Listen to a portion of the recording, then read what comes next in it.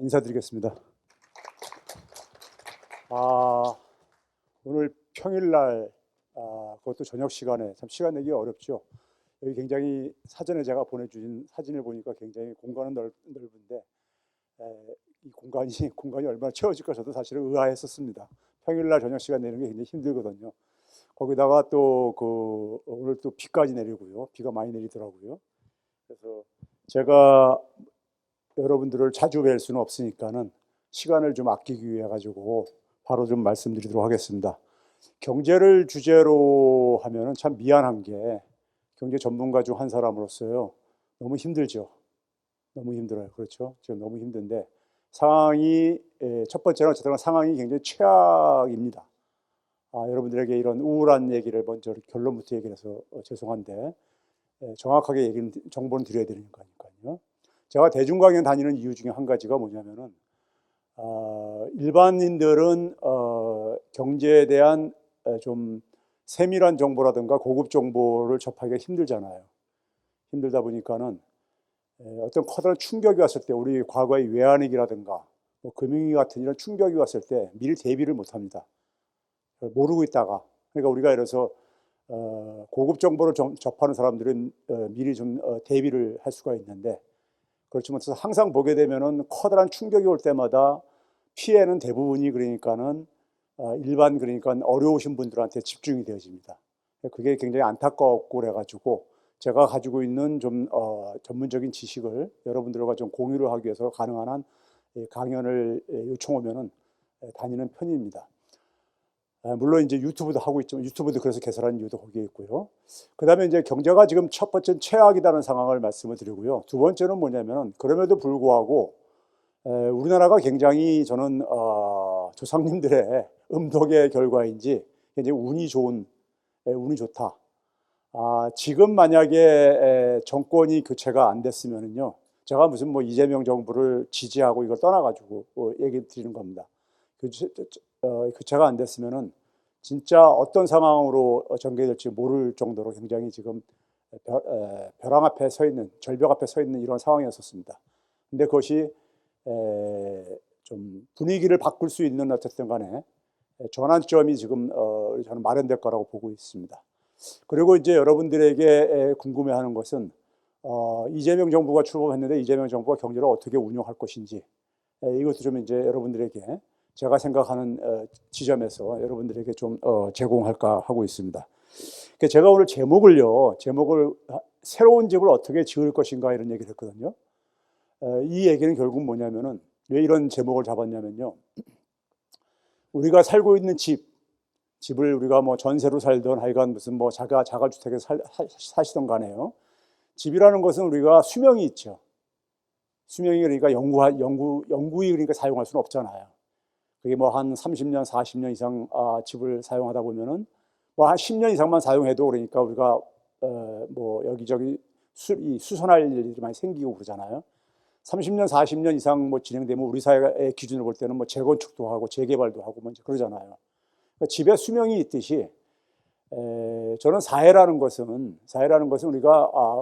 우리가 사람이 살아가는 삶을 선택했을 때 함께 살아가는 방식을 선택을 했습니다. 왜? 그게 유리하기 때문에. 생존에 유리하기 때문에. 그래서 우리가 흔히 사회적 동물이라고 우리가 초중고등학교 때 그렇게 배웠잖아요. 그 이유가 거기 있습니다. 그럼 사회라는 게 뭐냐? 저는 함께 살아가는 집입니다. 함께 살아가는 집이에요. 우리가 함께 살아가는 방식을 택한 겁니다. 선택한 겁니다. 그게 우리한테 유리하기 때문에. 그랬을 때 그 사회라는 것도 마찬가지로 아까 집에 비유했는데 사회를 운영하는데 여러 가지 제도라든가 법이라든가 이런 여러 가지들이 있잖아요. 그런 것들도 수명이 있습니다. 영구하지가 않아요. 우리 뭐 역사를 되돌아보면은 조선시대 때하고 지금하고만 비교해 보더라도 조선시대 때 우리가 가졌던 제도 법들이 지금 지속되고 있지 않잖아요. 그렇죠? 지속됐더라면은 지금 같은 사회는 그러니까 우리가 가능하지 않았겠죠. 그런 점에서 우리가 사람들이 사회를 운영하고 사는데 사회를 운영하기 위해서 필요로 하는 어떤 규칙 체계들이라든가 제도라든가 시스템들 보다 좀 우리가 행복하게 살기 위해서 보다 더 효율적으로 우리가 사회를 운영하기 위해서 만든 어쨌든 간에 그런 규칙 체계들이 있는데 그걸 제도라고 우리가 흔히 표현하는데요. 그것들이 수명이 있다는 겁니다. 수명이 영구하지가 않다는 얘기입니다. 그 수명이 사실 다했어요. 쉽게 하나 예를 들어볼까요? 우리가 살아가는 데 속에서 우리가 지금 자본주의 사회 속에서 흔히 살아가고 있잖아요. 자본주의 사회 속에서 일반 대부분 사람들한테 가장 필요한 건 뭐냐? 일자리입니다. 일자리죠. 일자리가 있어야지만이 일단 먹고 살 수 있는 소득을 그러니까 우리가 만들어낼 수 있으니까요. 그렇죠? 그럼 일자리를 만들어내는 것이 뭐냐? 제가 학생들 가르칠 때요. 무슨 얘기냐면 일자리를 만들어내는 현대사회 속에서 이 주축은 뭐냐면 산업입니다. 산업이요. 산업의 뜻이 나을 산자에다가 잘들 아시겠지만 일업자입니다. 일을 만들어내는 게 바로 산업입니다. 그 얘기는 뭐냐면은 우리가 지금 굉장히 일자리가 별로 안 좋잖아요.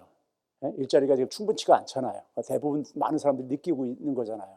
고용의 불안감을 많이 느끼고 있잖아요. 왜 그러냐? 산업의 수명이 그러니까 우리가 지난 한 60년 이상 그러니까 우리가 의지해 왔던 산업들의 역할이 그러니까 좀 다했기 때문에 그렇습니다. 그러니까 여기저기서 그러니까 우리가 그동안에 한 60년, 70년 동안에 우리가 그러니까는 오늘날 그러니까 우리가 쉽게 얘기해서 1인당 소득이 3만 달러대에 우리가 있다는 얘기 많이 들어보셨죠. 그 정도 우리가 도달하기 위해서 의지해 왔었던 그런 산업들이 그러니까 수명이 다 했다 이겁니다. 이제 결론부터 얘기하면요. 그다음에 제가 이제 여기 이제 부제목으로 유능한 정부라는 표현을 썼습니다. 유능한 정부요. 이재명 정부가 내거는 캐치가 열심히 일하는, 굉장히 열심히 일하는 것 같죠. 멀리서 봐도요. 굉장히 열심히들 일하는 것 같아요. 근데 열심히 일하는 것만 가지고는 안 됩니다. 유능해야 돼요. 우리가 지금 제가 이제 좀 이따 이제 구체적으로 말씀을 드리겠지만은 세상에 그러니까 변화하지 않는 것은 없다고 우리가 흔히 얘기를 합니다. 뭐 불교에서도 그러고 얘기하고 유교에서도 얘기하고 도교에서도 얘기하고 기독교에서도 얘기하고 변화하지 않는 건 없죠. 변화하지 않는 건 없습니다. 그렇죠? 근데 이제 그 변화의 그 속도라든가 빈도라든가 이런 것들이 굉장히 빨라지는 때가 있습니다. 저는 우리가 살아가는 시대가 지금 그런 시대인데요. 변화가 일어났을 때 어떤 일이 생기냐면요. 아주 상식적으로 생각해 보세요.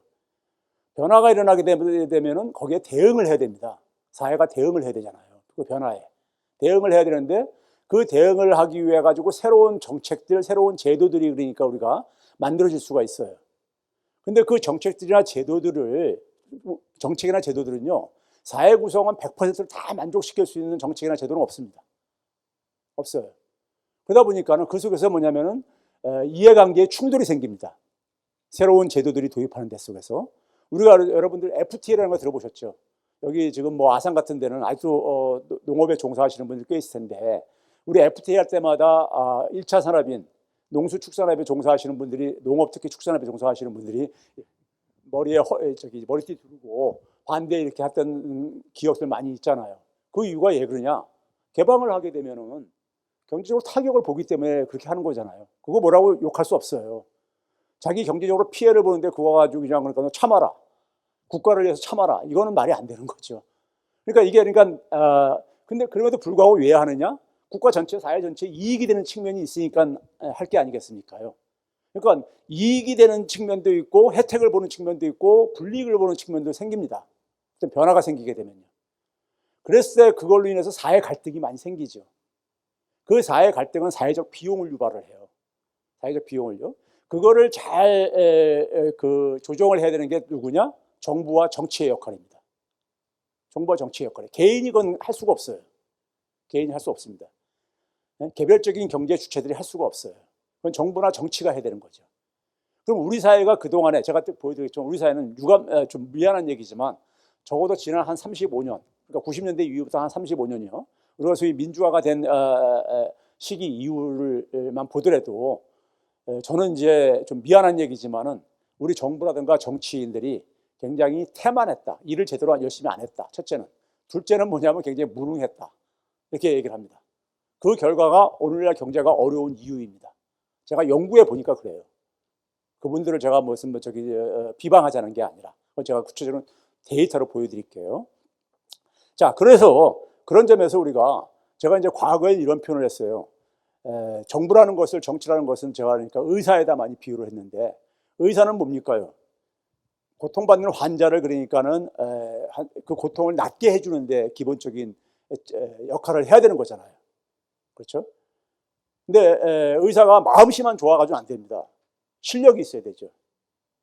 그래서 제가 이번에는 좀 제가 바꿔서 이걸 이제 유능한 정부해야 된다는 얘기입니다. 정치인들도 유능해야 되고 정부도 유능해야 돼요. 유능한 정부를 선택하는 것은 국민들의 몫입니다.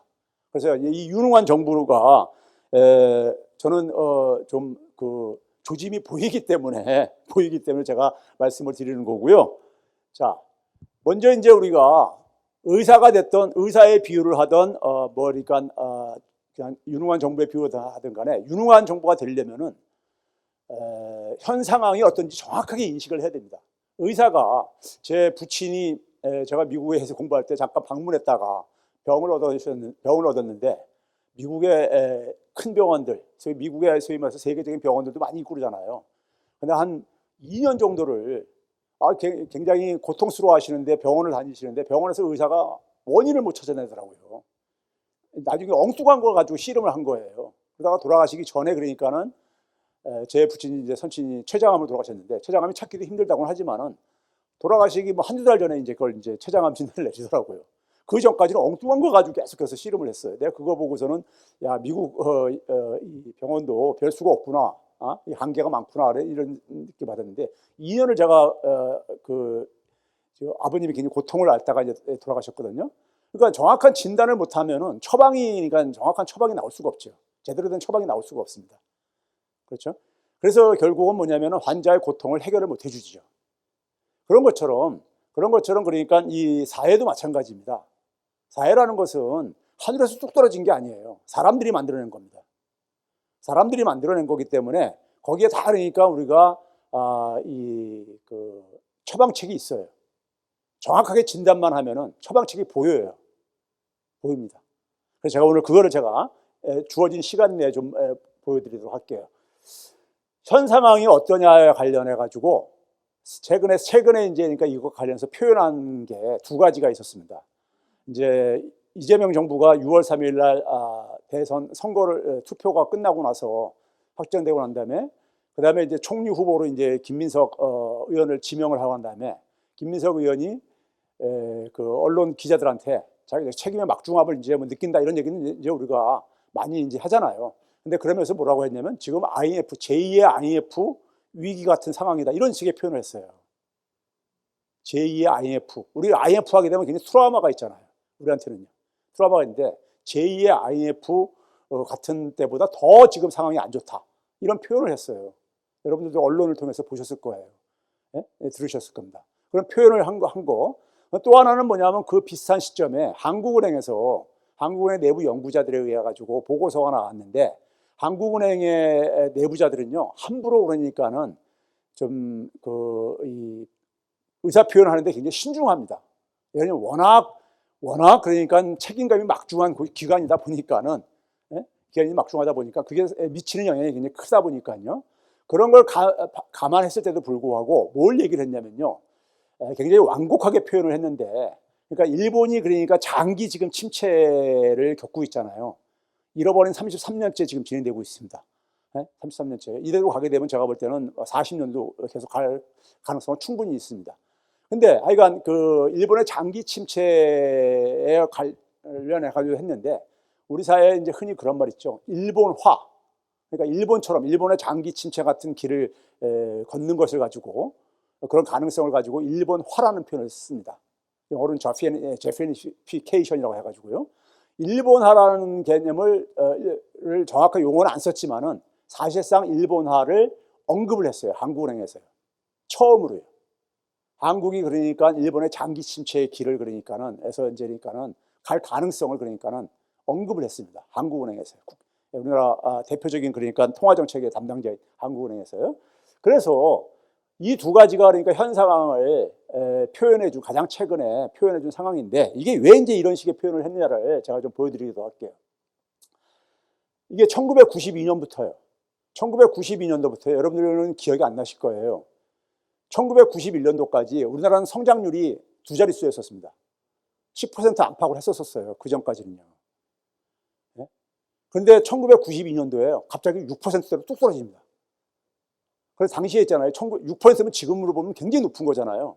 근데 그 당시 신문에 뭐라고 났냐면요. 언론에 뭐라고 났냐면은 한국 경제가 침체에 빠졌다고 됐어요. 6%를 침체라고 하면 어떻게 해요? 그러니까 그만큼 뭐냐면 그런 5 내지 6%는 익숙하지 않은 시대를 우리가 살았기 때문에 이제 그런 표현이 나왔던 겁니다.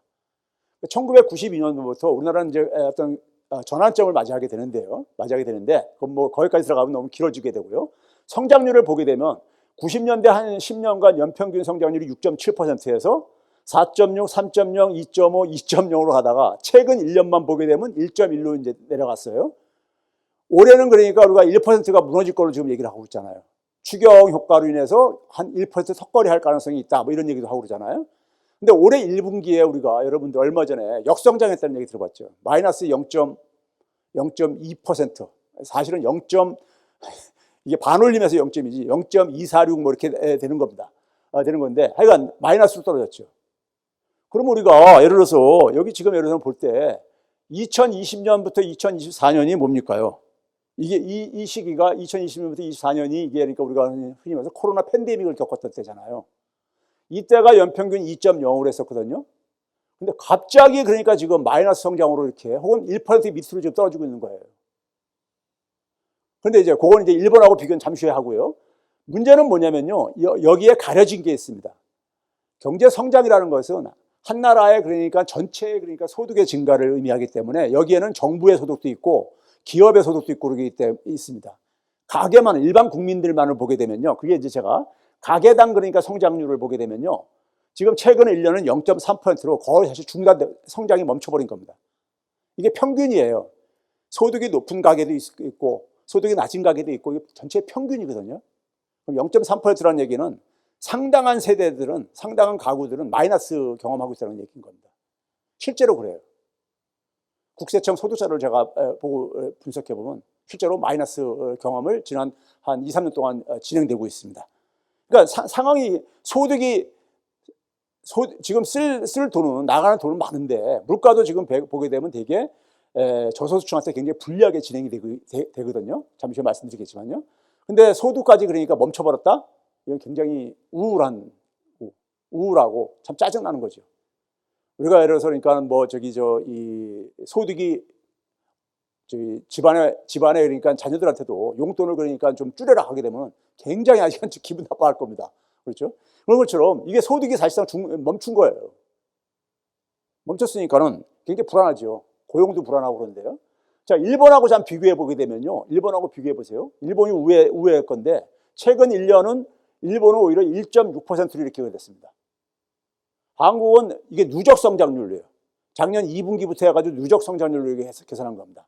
그렇게 되면 한국은 마이너스 0.3%로 지난 1년 동안에 역성장을 하고 있어요. 작년 1분기 GDP를 회복이 안 되고 있어요. 아직도요. 근데 문제는 뭐냐면요. 문제는 그 전까지는 그러니까 뭐 괜찮다가 갑자기 이렇게 추락하고 있잖아요. 갑자기요. 이게 지금 의미하는 것을 그러니까 일반 사람들이 잘 모를 수 있는데요.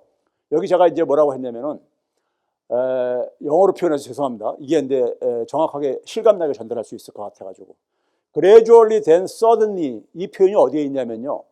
어네스트 해밍웨이라는 그 문호 소설가는 이름 들어보셨죠? 많은 분들이 해밍웨이라는 그러니까요. 우리가 소설가 있잖아요. 그렇죠? 미국의 소설가로 아마 노벨상도 받았죠. 하여간 노벨상 받은 걸 떠나서 굉장히 저도 좋아하는 작가이긴 한데 해밍웨이가 지금부터 딱 100년 전 정확하게 1926년에 태양은 내일도 뜬다. The sun also rises라는 소설책에서 이제 그런 표현을 써요. 거기에 이제 그러니까는 이제 주고받는 문답식으로 나오는데 어떻게 파산을 했느냐? 이제 얘기하는 사람한테 당신 이제 파산을 했는데 어떻게 파산하게 됐냐? 그러니까는 뭐라고 하냐면 그 대답할 사람이 저렇게 합니다. Gradually then suddenly 이런 표현을 써요. Gradually라는 건 뭡니까? 점진적으로 그러다가 갑자기 파산을 국면에 맞았다 이거예요. 이 파산이 이런 식으로 옵니다. 이게 확실히 대문호가 이런 데서 그러니까는 저는 평생을 공부하다 보니까는 옛날 성인들이 우리 유교에서 보게 되면 논어에 이리관지라는 말이 있다고 하더라고요. 하나로 모든 게 깨뚫어진다. 그러니까 한 분야에 그러니까는 평생을 정진하게 되면은 분야가 다 다르더라도 결국은 다 만난다. 서로가 다 통하게 된다. 이런 말이 있거든요. 이런 말이 있는데, 그래서 저는 사회과학자들이 얘기할 수 있는 것을 저 한마디로 이 소설가가 표현을 저는 했다고 보는데요. 쉽게 제가 예를 들게요. 이거 이해할 수 있게요. 우리가 물을 끓여요.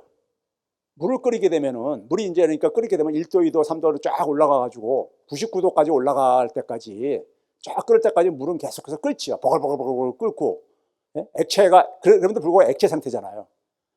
그러다가 99도에서 100도로 올라가는 순간에, 물을 더 끓여가지고요. 올라가는 순간에 어떤 일이 생깁니까? 우리 흔히 알듯이 100도에서는 물질이 변화하죠. 기체로요. 그러니까 98도에서 99도의 1도 차이나 99도에서 100도나 똑같은 1도 차이인데, 그 99도 이전에 있어서의 1도씩 올라가는 것은 여기를 비유하자면 그래주얼리 진행되는 겁니다. 그래주얼리 진행됐던 거예요. 그런데 마지막 1도는 그러니까 뭡니까요? 물질의 기본적인 속성을 바꿔버렸으니까 물질의 액체에서 기체로 전혀 다른 성질로 바뀌었잖아요. 네? 질적으로 변화한 거잖아요. 그건 서든리에 비교할 수 있는 거죠. 서든리에. 우리가 경제적인 위기도 저런 식으로 옵니다. 저런 식으로 와요. 우리 외환위기 때 여러분들 나이가 지긋하신 분들은 많이 기억하실 거예요. 그 당시에도 12월 3일 날 저는 외출했다가 집에 들어와서 늦은 저녁 먹고 소파에 앉아서 텔레비 보다가 갑자기 텔레비 밑에 화면에 검은 큰 글씨로, 지금도 생생합니다, 기억이. IMF에서 구제금융 신청했다. 이게 쫙 큰 글씨로 이렇게 자막이 뜨는 걸 봤어요. 그게 1997년 12월 3일 밤에 있었던 일입니다. 근데 그 전달, 그 전에 11월 말까지만 하더라도 정부 당국들은 IMF 없다, 이런 얘기하고 그랬었어요. 그랬었잖아요. 예? 그랬었죠. 그러니까 알고 내부에서 위기를 느끼는 사람들도 있었겠지만은, 그리고 국민들이 좋게 해석하면 불안을 할까봐 거짓말을 한 것도 있을지 모르겠지만은, 예? 제가 볼 때는 상당 부분은 그런 상황까지 진행이 될 거라고 몰랐던 사람도 굉장히 꽤 있었을 겁니다. 공직자들 중에서도요. 그러면은 그 얘기는 결국 뭐냐면, 위기라는 게 저런 식으로 진행되기 때문에 그렇습니다. 갑자기 그거 되죠. 미국의 글로벌 금융위기도 마찬가지예요. 위기라는 것이 엄청난, 글로벌 금융위기라는 것은 엄청난 사건이었습니다. 그 당시에 우리는 그러니까 좀 이렇게 미국의 금융권에 완전히 이 포섭이 덜 돼 있었기 때문에, 지금처럼 만약 포섭돼 있었으면 우리도 박살났을 겁니다. 근데 덜 포섭돼 있었기 때문에 피해가 상대적으로 적었는데, 다른 선진국들에 비해서요. 당시에 CNN인가 어딘가에서 시민들한테 이렇게 인터뷰를 하는 데서 제가 이렇게 봤던 기억이 있는데, 시민이 뭐라고 대답했냐면 지구가 망하는 줄 알았다, 이렇게 인터뷰 대답을 하더라고요. 네? 그래서 그 정도로 충격이었었어요. 충격이었습니다. 당시에 여러분들 있잖아요. 2천만 가구가 집을 그러니까 차압당합니다. 2천만 가구 이상이요. 여러분들 미국 영화 보게 되면은 남쪽의 플로리다 좀 따뜻한 지역에서 숲속에서 텐트 치고 사는 모습들 한동안 많이 보여줬던 거라든가, 여러분 2천만 가구면요 3인 가족 기준으로 하더라도 750만 가구, 제가 잘못 표현했습니다. 750만 가구가 차압을 당했어요, 주택을요. 근데 인원수로 하게 되면 2천만 명 이상이 된다 이거죠. 2천만 명 이상이 집을 어느 날 뺏기고 쫓겨난 거예요, 거리로요. 그 당시 글로벌 금융위기 때요. 그리고 그런 충격이 우리나라 외환위기 때니까 많은 그러니까 사람들이 이 거리의 노숙자로 우리가 전락을 하는, 우리가 비극을 겪었듯이요. 그랬는데, 그러면은 그 당시에도요, 미국도요, 그런 엄청난 그러니까 위기가, 엄청난 피해가 발생할 거를 알았더라면은 방치 안 합니다. 방치 안 하죠. 거기에 어떻든 간에 응급조치를 하려고 그랬죠. 그 얘기는 뭐냐? 그런 사태가 벌어질 줄 몰랐던 거예요. 네? 실제로 연준조차도 모르고 그랬었어요. 우리가 흔히 일반 사람들이 느끼는 것은 2008년 9월 15일 날 리먼 브라더스라는 미국의 랭킹 한 4위 정도 되는 투자은행이 파산하면서부터 이제 우리는 내리속에 기억을 하시는 분들이 있을 텐데, 근데 그 전달인 8월 달까지도 연준에서는 무슨 주택 가격이 폭락하더라도 대응책이 다 있다, 이런 얘기하고 그랬었어요. 그러니까 이게 왜 그러냐면요, 이 그래주얼리, 아유, 죄송합니다.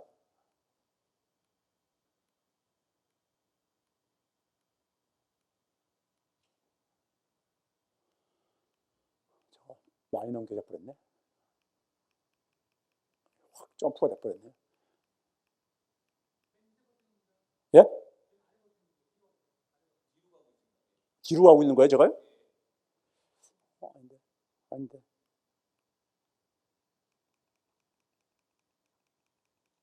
아닌데요? 아닌데, 맞아요. 제가 너무나 갑자기 점프가 돼서 그런 거예요. 화면이 점프가 됐습니다. 점프가. 잠깐만요. 금세 돌아갈 수 있으니까. 뭐가 많죠? 진짜로 뒤로 갔는가 보네? 이상하네. 예. 아유, 고맙습니다. 자, 이게 이제 그 그래주얼리로 진행되다가 이게 갑자기 서든 상황으로 가기 때문에 그렇습니다. 이걸 일반 사람들은 더더군다나 이걸 못 느낍니다. 그러니까 우리가 말해서 만약에 극단적으로 내일 어떤 일이 일어났을 때 우리가 오늘 저녁 그러니까 그런 것을 감을 못 느끼듯이요. 그렇게 옵니다. 유기라는 것은 그렇게 와요. 자, 근데 제가 이제 그걸 그렇게 표현하는 이유가 있잖아요. 여기 있습니다. 우리 한번 봐보세요. 2023년, 24년까지 그러니까 우리가 성장률이 쭉 떨어졌다는 거 아까 얘기했는데 최근 1년에 마이너스, 그 다음에 마이너스가 진행되고 있다. 갑자기 그러니까요. 갑자기요. 그러니까 일본보다 더 많이 떨어지고 있다는 이거예요. 네? 이게요. 근데 상황을 보게 되면, 상황을 보면 조금 이해가 더 쉽게 이해가 갑니다. 성장은 우리가 기본적으로 경제라는 것은 내수, 그 나라 국민들이 안에서 소비하는 거, 돈 쓰는 거 하고요. 그 다음에 바깥에 예국이 써주는 거, 그거 수출이죠. 이 거의 이렇게 두 가지로 나눌 수가 있습니다. 상식적으로 생각하면요. 글쎄, 내수에 그러니까 가장 근간이 되는 것은 가계 소비입니다. 가계 소비요. 근데 가계 소비가 멈췄어요, 사실상 1분기에 맨 오른쪽에 보게 되면요. 성장에 기여하는 도가 0%로 멈췄어요. 그리고 수출이 그러니까 마이너스 0.3입니다. 그 내수의 주축인 가계 소비하고 수출이 저렇게 됐으니 경제가 그러니까 뭐 마이너스로 기록하는 것은 당연한 거죠. 당연한 거죠. 전혀 이상한 게 아니잖아요. 그렇죠? 자, 이걸 이제 먼저 결론부터 얘기하면요. 이게 왜 이렇게 돼버렸냐 하게 되면요. 이게 1991년도부터입니다. 저기 위에 파란색 선은 우리나라 전체 경제 규모를 나타내는 게 GDP잖아요. GDP에서 가계 소비가 차지하는 비중이에요. 1990년대 초까지만 하더라도 우리나라가 60%가 넘었어요. 대개 선진 국가들이 한 60% 안팎이 됩니다. 50%는 밑으로 안 내려가요. 네? 주요 국가들은요. 경제 규모가 큰 나라들은요. 근데 우리나라 지금 어디까지 갔냐? 46%까지 무너졌습니다. 쫙 계속 떨어지셨잖아요. 계속 떨어졌잖아요. 가계 소비가요.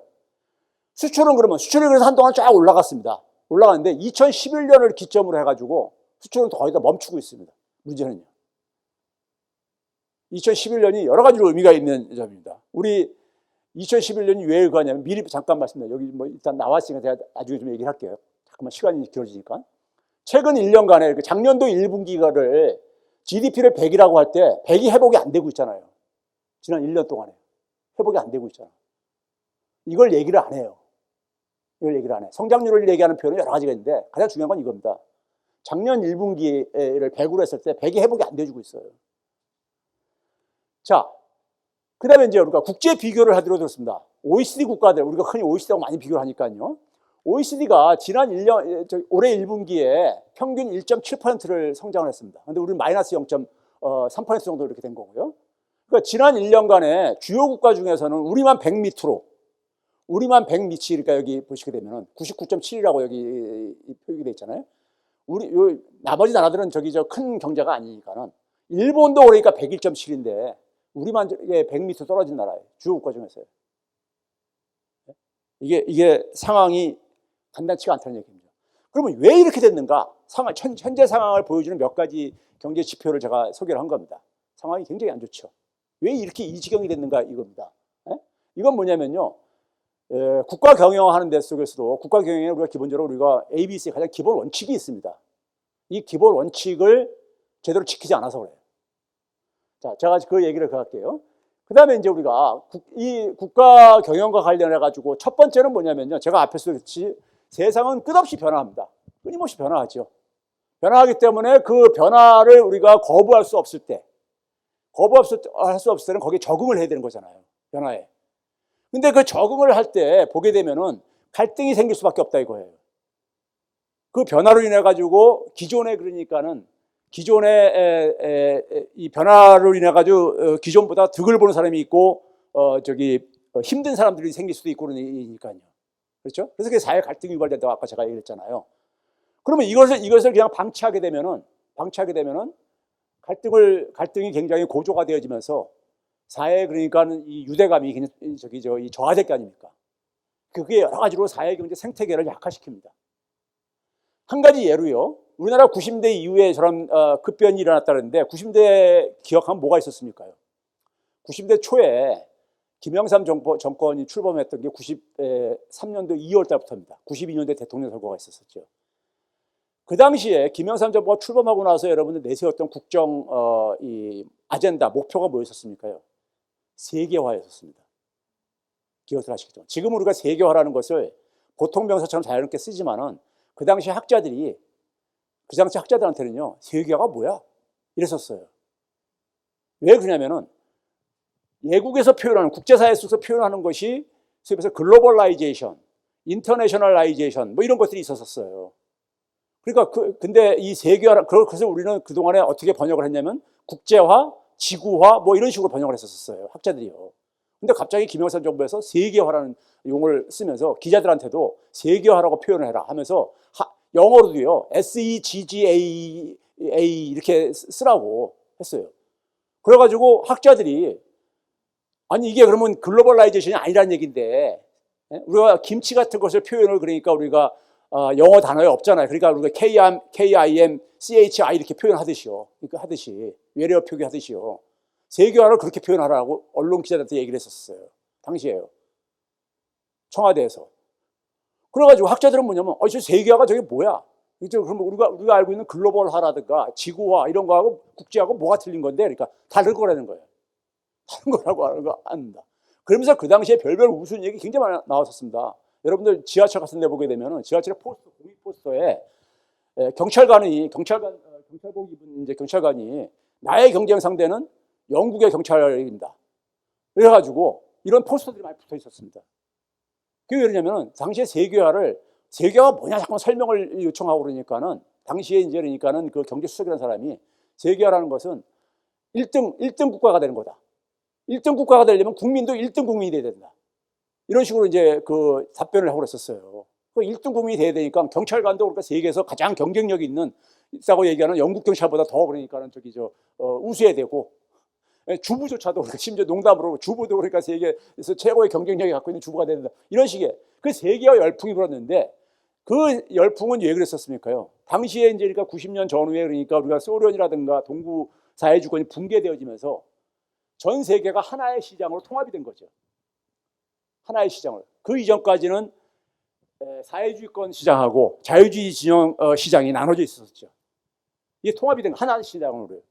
시장이라는 것은 굉장히 경쟁의 논리가 작동하는 곳이잖아요. 경쟁의 논리가 작동하는 곳이잖아요. 시장은요. 그렇죠? 그러니까 더 경쟁이 치열해진 거예요. 치열해진 속에서 살아남으려면 어떻게 되느냐? 1등이 될 수밖에 없다 이거예요.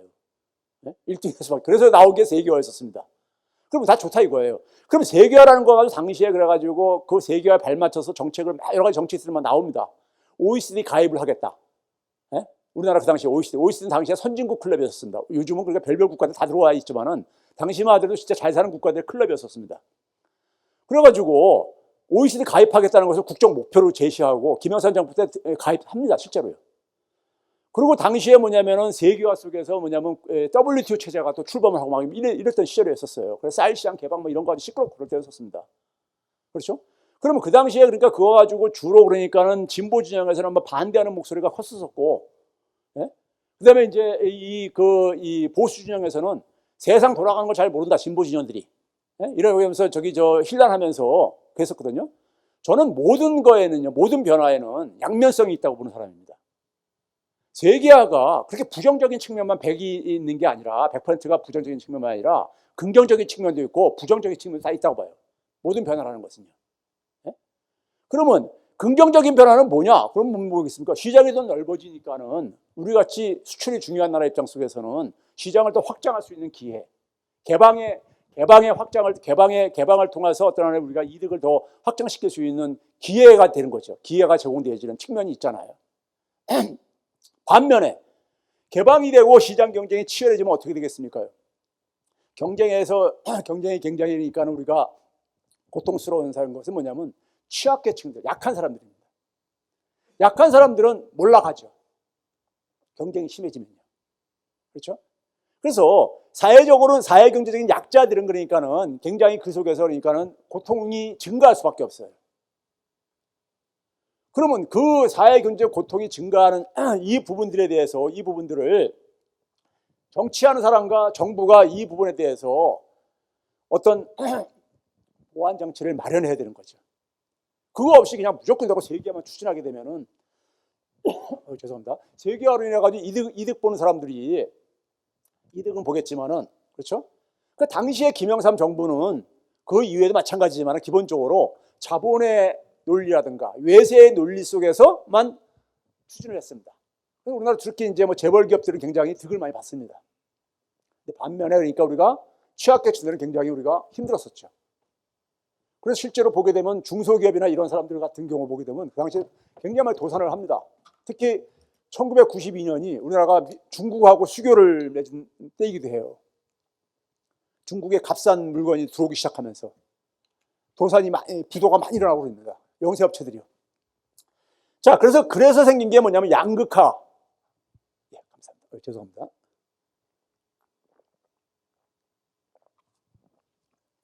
양극화가 그때부터 실현된 거예요.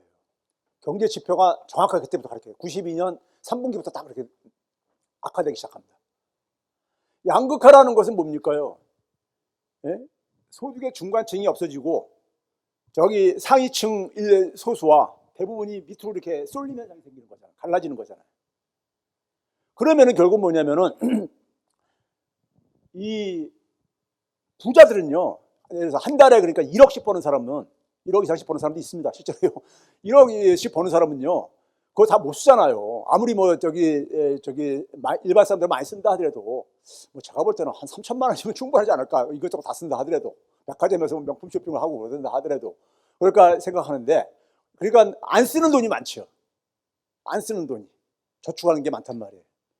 근데 소득이 없는 사람들은 너무 부족하기 때문에 다 쓸 수밖에 없어요. 그렇죠? 양극화는 뭐냐면은 사회 전체의 그러니까 소비 규모를 줄이는 그 영향을 미칩니다. 내수가 취약해진 거예요. 내수가. 그래서 아까 앞에서 그림에서 보여줬듯이 가계 소비 비중이 쭉 하락한 이유가 저때부터 시작한 겁니다. 시작한 거예요. 두 번째 변화는 뭐냐면요. 우리가 여러 가지 예가 많이 있는데 첫 번째하고 끝에 부분만 제가 비유를 할게요. 마지막은 우리가 코로나 팬데믹이 있었죠. 코로나 팬데믹 때도 이거 우리가 굉장히 엄청난 충격이었잖아요. 그 전까지는 이런 일을 우리가 누구도 사실 예상을 못했잖아요. 코로나 팬데믹으로 인해서 제가 당시에 표현했던 게 뭐냐면은 경제 생태계가 그러니까는 붕괴됐는데 강요가 된 거죠. 우리 그 당시에 유행했던 용어가 그 이전까지는 안 쓰던 용어 중에서 뭐가 나왔습니까? 사회적 거리두기란 말이니까 그 당시에 우리가 많이들 사용하고 그랬었잖아요. 소셜 디스턴스라고 해가지고요. 네? 그러니까 뭐냐면 사람들의 활동을 굉장히 그러니까 억제하고 이게 감염이 굉장히 빠르고 그러다 보니까요. 그랬어요. 그러다 보니까는 그것이 이 질병 위협 속에서 그러니까 경제 생태계가 붕괴로 이어지는 생존 위기 상황에 사회가 직면하게 된 거예요. 그러면 그런 상황 속에서 국가나 정부의 존재 이유는 뭡니까? 국민이 생존할 수 있게 해줘야 되는 거예요. 함께 살아가는 이유가 내가 함께 살아가게 되면 내가 내가 혼자 사는 것보다 생존에 유리하다고 생각하기 때문에 사회적 동물로 살아가는 방식을 택했다고 아까 얘기를 했잖아요. 국가의 존재 이유는 바로 그겁니다. 국민 누구도 그러니까는 생존을 할 수 있게 해줘야 되는 거예요. 네? 그래서 우리가 뭐 해외에 있는 교포들 그러니까 뭐 나르기도 하고 그랬잖아요. 최근에 그러니까 이란하고 미국하고 뭐 이스라엘하고 전쟁하면서도 교민들 그러니까 이렇게 하듯이요. 근데 이거를 우리가 그 당시에도 어떻게 했느냐? 정치인들과 정부는 어떻게 했냐면요. 개인들에게 되게 떠넘기는 방식으로 희생을 이런 식으로 진행을 해요. 개인들이 알아서. 그러면 그런 상황 속에서 힘이 있고 부유한 사람들은 상대적으로 어쨌든 간에 그런 위기를 그러니까는 넘어가기가 좀 쉽지요. 상대적으로요. 근데 어려운 사람들, 경제활동을 갑자기 못하게 되니까는 생존의 위기에 내몰리잖아요. 이런 사람들에 대해서 그러니까 국가가 그러니까는 충분하게 저 안 한 거예요. 그러다 보니까 어떻게 됩니까? 더 그러니까 우리가 내수가 약화되지죠. 경제가 그러니까 악화되죠. 구체적인 수치를 제가 보여드릴게요. 두 번째는 뭐냐면요. 변화가 일어날 때 정치와 정부의 유능한 정부에 필요한 건 뭐냐면요. 변화라는 것이 아까 얘기했듯이 물이 99도에서 100도 넘어가게 되면 물질이 근본이 바뀌게 되잖아요. 오늘날 우리가 흔히 얘기해서 한 가지 예를 들면 기술이 굉장히 빠르게 변화하는 시대잖아요. 기술이 변화하게 되면요. 새로운 돈벌이 방식이 나옵니다. 새로운 돈벌이 방식이 흔히 말해서 우리가 이 약장사들이 먹물들이 표현하는 게 사업 모델이라고 해요. 그런 게 이제 많이 일반화되게 되면 산업이 바뀌는 새로운 산업이 등장하는 겁니다. 그럼 우리가 지금 지난 한 25년, 지난 30년 정도가 기술이 굉장히 우리가 굉장히 빠르게 변화하는 이런 것을 경험하고 있는 시기예요. 이런 상황 속에서는 세상이 근본적으로 바뀌는 겁니다. 그러니까 과거 우리가 농업사에 살다가 산업사로 가면서 우리가 근본적으로 바뀌었듯이 바뀌는 상황 속에서 어떻게 됩니까요? 사회를 전체를 다시 그러니까 재구조화를 해야 되는 거예요. 새롭게 만드는 게 바로 뭐냐? 그게 혁신이죠. 혁신 역량입니다. 혁신 역량이 필요한 거예요. 정부와 역량 중에서요. 자, 그 다음에 이제 우리가 조금 더 구체적으로 봅시다요. 내수가 굉장히 거됐다는데 내수가 지금 어느 정도 심각하냐? 제가 잃어버린 10년이라는 표현을 씁니다. 잃어버린 10년을요. 이게 보시게 되면요. 가구당, 그러니까 가게당 실질 가계소비 지출액을 보게 되면요. 올해 1분기가, 2분기는 아직 안 끝났으니까요. 1분기가 361만 원입니다. 월 평균이요. 전체 가계의 평균이기 때문에 높다고 생각하실 분들도 있을 거예요. 근데 이게 언제 때냐? 2016년 수준하고 비슷하잖아요. 그 코로나 팬데믹 때보다 더 이게 나빠진 거예요. 그러니까 10년 전으로 돌아와 버린 거예요. 10년 전으로요. 네? 가계 소비가. 그러니까 자영업자들이 죽겠다는 거예요. 매출이 안 오르니까. 중소기업자들이라든가 자영업자들한테 물어보게 되면 어려움이 뭐냐 그러면 매출 감소를 얘기를 하거든요. 가장 커다란 요인으로요. 이 이유입니다. 자, 그 다음에요. 이 가계 소비의 바로미터가 이제 소매 판매인데 이게 일반 국민들은 이게 워낙 경기가 안 좋으니까 이렇게 넘어가시는데요. 지금 이게 13분기째 지금 이게 감소가 계속 진행되고 있는데요. 13분기면 1년이 4분기잖아요. 4분기니까는 3년 이상이 진행되고 있다는 얘기인 겁니다. 이거 쉽지 않은 거예요. 저 이런 수치를 본 적이 없어요. 전 세계를 통해서도. 과거 대공황 때는 통계가 이런 게 집계가 안 돼서 그러는데 대공황 이후부터 통계가 다 집계되기 때문에 그걸 보게 되면 이런 걸 통계를 본 적이 없어요. 왜 그러냐면요. 외환위기 때도 1년 4분기 정도, 1년 정도 마이너스로 진행되다가 5분기째부터 다시 플러스로 반등합니다. 왜 그러냐면 이게 떨어진 데서 더 떨어지는 것이 이제 그러니까 이게 계속 2년, 3년째 떨어지는 거잖아요. 네? 전년하고 비교해서 이렇게 하는 거니까. 근데 떨어진 데서 더 떨어지기가 쉽지가 않은 거예요. 이걸 흔히 말해서 우리가 기저효과라는 말을 많이 쓰고 그러는데, 네? 그렇죠? 외환위기 때도 1년 지나고 나서부터는 다시 반등했어요. 반등을 했어요. 근데 지금 뭐냐면 3년 이상째 지금 저기 계속 떨어지고 있다는 얘기예요. 올해 1분기까지는요. 그러니까 이거는 굉장히 아주 세계 역사상 아주 희한한 상황입니다. 그럼 이거 왜 그러냐? 소비를 결정하는 거는요. 가장 중요한 게 뭐예요? 소득입니다. 소득이잖아요. 이건 경제학 몰라도 우리가 그런 거잖아요. 돈 있으면 왜 소비 안 하겠어요? 가계의 가처분 소득, 쓸 수 있는 소득을 보게 되면요. 작년 4분기, 아래 1분기 건 아직 한국은행이 정리가 안 돼가지고 534만 원인데요. 예? 가계 가처분 소득. 이게 전체 잘 사는 가게들 다 합쳐서니까는 꽤 많다고 생각할 수 있겠는데 이것도 2020년대를 봐보세요. 코로나 팬데믹이 첫 해보다도 더 낮잖아요. 예?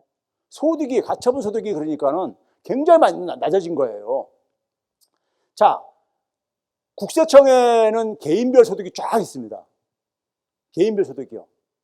한 2,700만 명 정도가 개인적으로 소득 활동하고 있는데 우리나라 같은 경우 보게 되면요. 저기도 보게 되면 GDP는 빨간색으로 되어 있는 건데요. 계속 증가해 왔잖아요. 어쨌든 간에요. 그런데 밑에 파란색이 뭐냐면은 그러니까 개인들 소득이에요. 소득은 어떻게 됩니까요? 2021년에 114.7을 찍고 쭉 떨어지고 있잖아요. 그러니까 개인 소득으로 보나 가계 소득으로 보나 다 떨어지고 있어요. 그래서 힘든 거예요. 많은 국민들이 힘들다 하는 이유가 있는 겁니다. 그게 우연이 아니라요.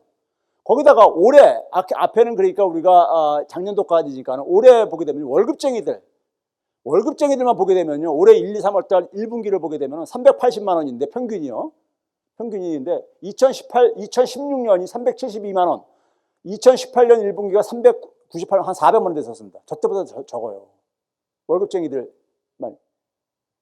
이게 사업체에 고용되어 있는 사람들입니다. 사업체에 고용이 안 되어 있는 사람들은 빼고서 이거 한 겁니다. 자, 어쨌든 간에 그러면 가계소득이 왜 이렇게 악화됐느냐? 이걸 이제 추적하면 될 게 아닙니까? 가계소득이 왜 이렇게 취약해졌느냐? 이거 보면 되는 거 아닙니까? 그러면 이 원인들을 보게 되면요. 첫 번째는 뭐냐면 어떤 충격이 일어났을 때 여기에 대응을 하는데 개인이 대응하기 쉽지가 않아요. 외환위기 같은 게 딱 터졌다. 코로나 팬데믹이 딱 터졌다. 이 개인이 그러니까 대응하기 쉽지가 않잖아요. 이건 정부나 국가가 대응을 해줘야 되는 겁니다. 정부의 능력이 그래서 중요한 거예요.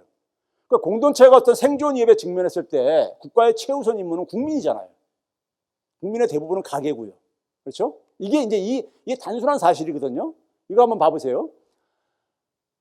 왼쪽은 뭐냐면은 코로나 팬데믹 이전 5년입니다. 코로나 팬데믹이 터지고 나가지고 그러니까 5년이 지났거든요, 지금요. 그렇기 때문에 코로나 팬데믹 이후 5년하고 이전 5년을 딱 비교해 보게 되면요. 어떻습니까? 개인들의 소득은 코로나 팬데믹 이후의 5년은 줄어들고 있잖아요. 앞에서 봤듯이. 그러니까 국가 경제 규모를 나타내는 GDP는 증가를 하고 있는데 코로나 팬데믹 이후에도 증가를 하고 있는데 개인들의 소득은 줄어들고 있잖아요. 그러니까 국가는 그러니까 여전히 그러니까는 생존하는데 아무 문제가 없는데 개인들은 그러니까는 굉장히 생존 위기에 내몰리고 있는 거예요. 근데 코로나 이전에는 안 그랬잖아요. 그러니까 충격을 받으면 저런 현상이 생깁니다. 이게 근데 모든 나라가 이러냐? 아닙니다. 정부가 어떻게 대응하냐에 따라서 미국 같은 경우는 이게 더 올라가져요. 개인들 소득이요. 자, 그 다음에요. 이게 한번 그거예요. 코로나 팬데믹 전후 5년 동안에 보게 되면요. 5년 동안에 보게 되면 전에는 우리가 이제 그러니까는 전이 그러니까 왼쪽에 파란색이고 그다음에 이제 누런 황토색 같은 게 코로나 팬데믹 이후 5년이거든요. 5년간 누적 성장률을 보게 되면은 코로나 팬데믹 이전에는 한국이 미국보다 높았습니다. 성장률이요. 15.9, 10.4로 한 5.5% 높잖아요. 근데 코로나 팬데믹 이후에는 미국보다 역전이 되어져요. 미국은 오히려 더 올라가지잖아요. 이게 그러니까는 이게 우연이 아닙니다. 정부가 어떻게 대응했냐의 차이가 있는 거예요. 그 차이를 보여드릴게요. 자, 이게 보게 되면요. 이게 뭐냐면은 장기적으로 우리나라 가계 소비 지출을 쭉 추계하게 되면요. 이런 위에 오렌지 색깔로 쭉 이렇게 진행이 됐을 거라 이거예요. 근데 코로나 팬데믹이 딱 터지면서 어떤 일이 생겼습니까요? 쭉 붕괴되죠. 이게 쭉 내려오잖아요. 내려왔다가 시간이 지나면서 이게 일로 다시 이렇게 되게 이렇게 다시 올라가게 돼 있습니다. 근데 우리는 올라가긴커녕 더 벌어지고 있죠.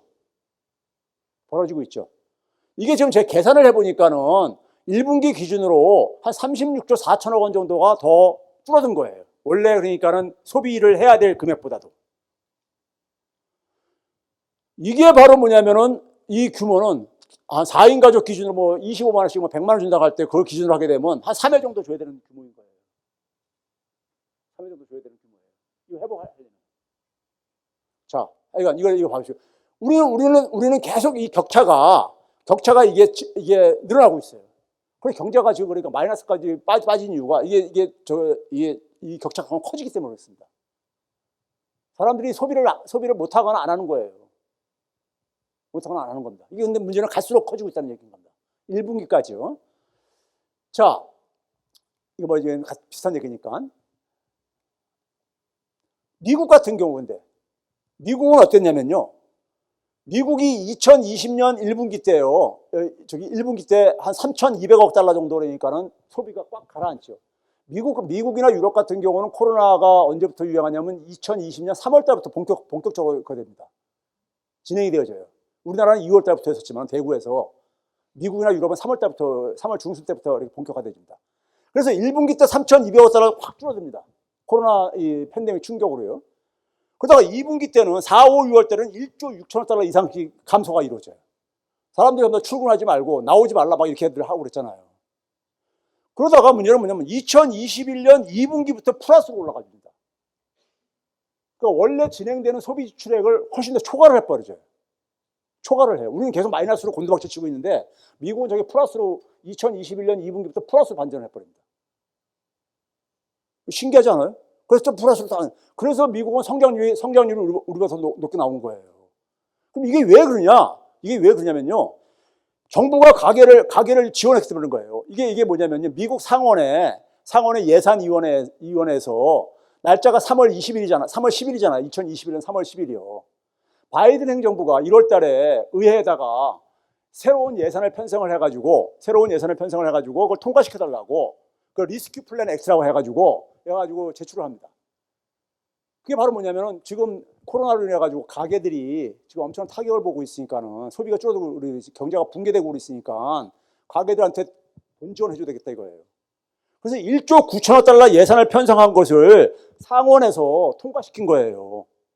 상원에서 통과시킨 겁니다. 뭐라고 했는 제목이 뭐냐면 unprecedented, 그러니까 전례 없는 대응을 할 수밖에 없다. 이거 전례 없는 위기가 발생했기 때문에 전례 없는 대응을 할 수밖에 없다 해가지고 1조 9천억 달러인데 1조 9천억 달러가 어느 정도 규모냐면 미국 GDP의 8% 정도 되는 규모입니다.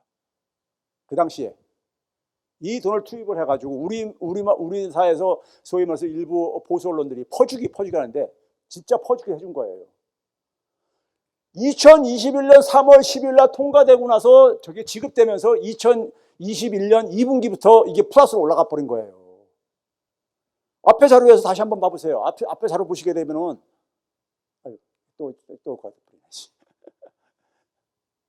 예, 여기 보시게 되면 2분기부터 다 플러스로 올라가잖아요.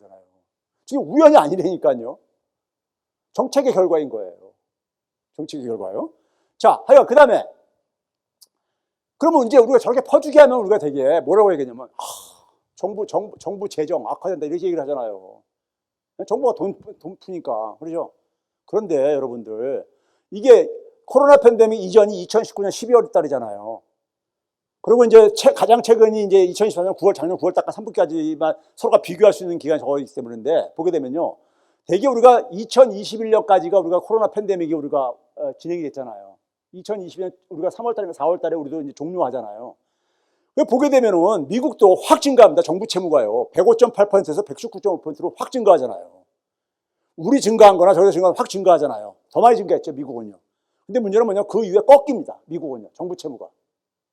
우리는 계속 올라가고 앉아있고. 왜 그러겠습니까요? 이게 정부 채무라는 건 GDP 대비입니다. GDP 대비예요. 그러니까 분모가 커지게 되면은 국가 채무 절대액이 안 줄어들었어도 비율은 떨어질 수가 있는 거죠. 그 결과인 거예요.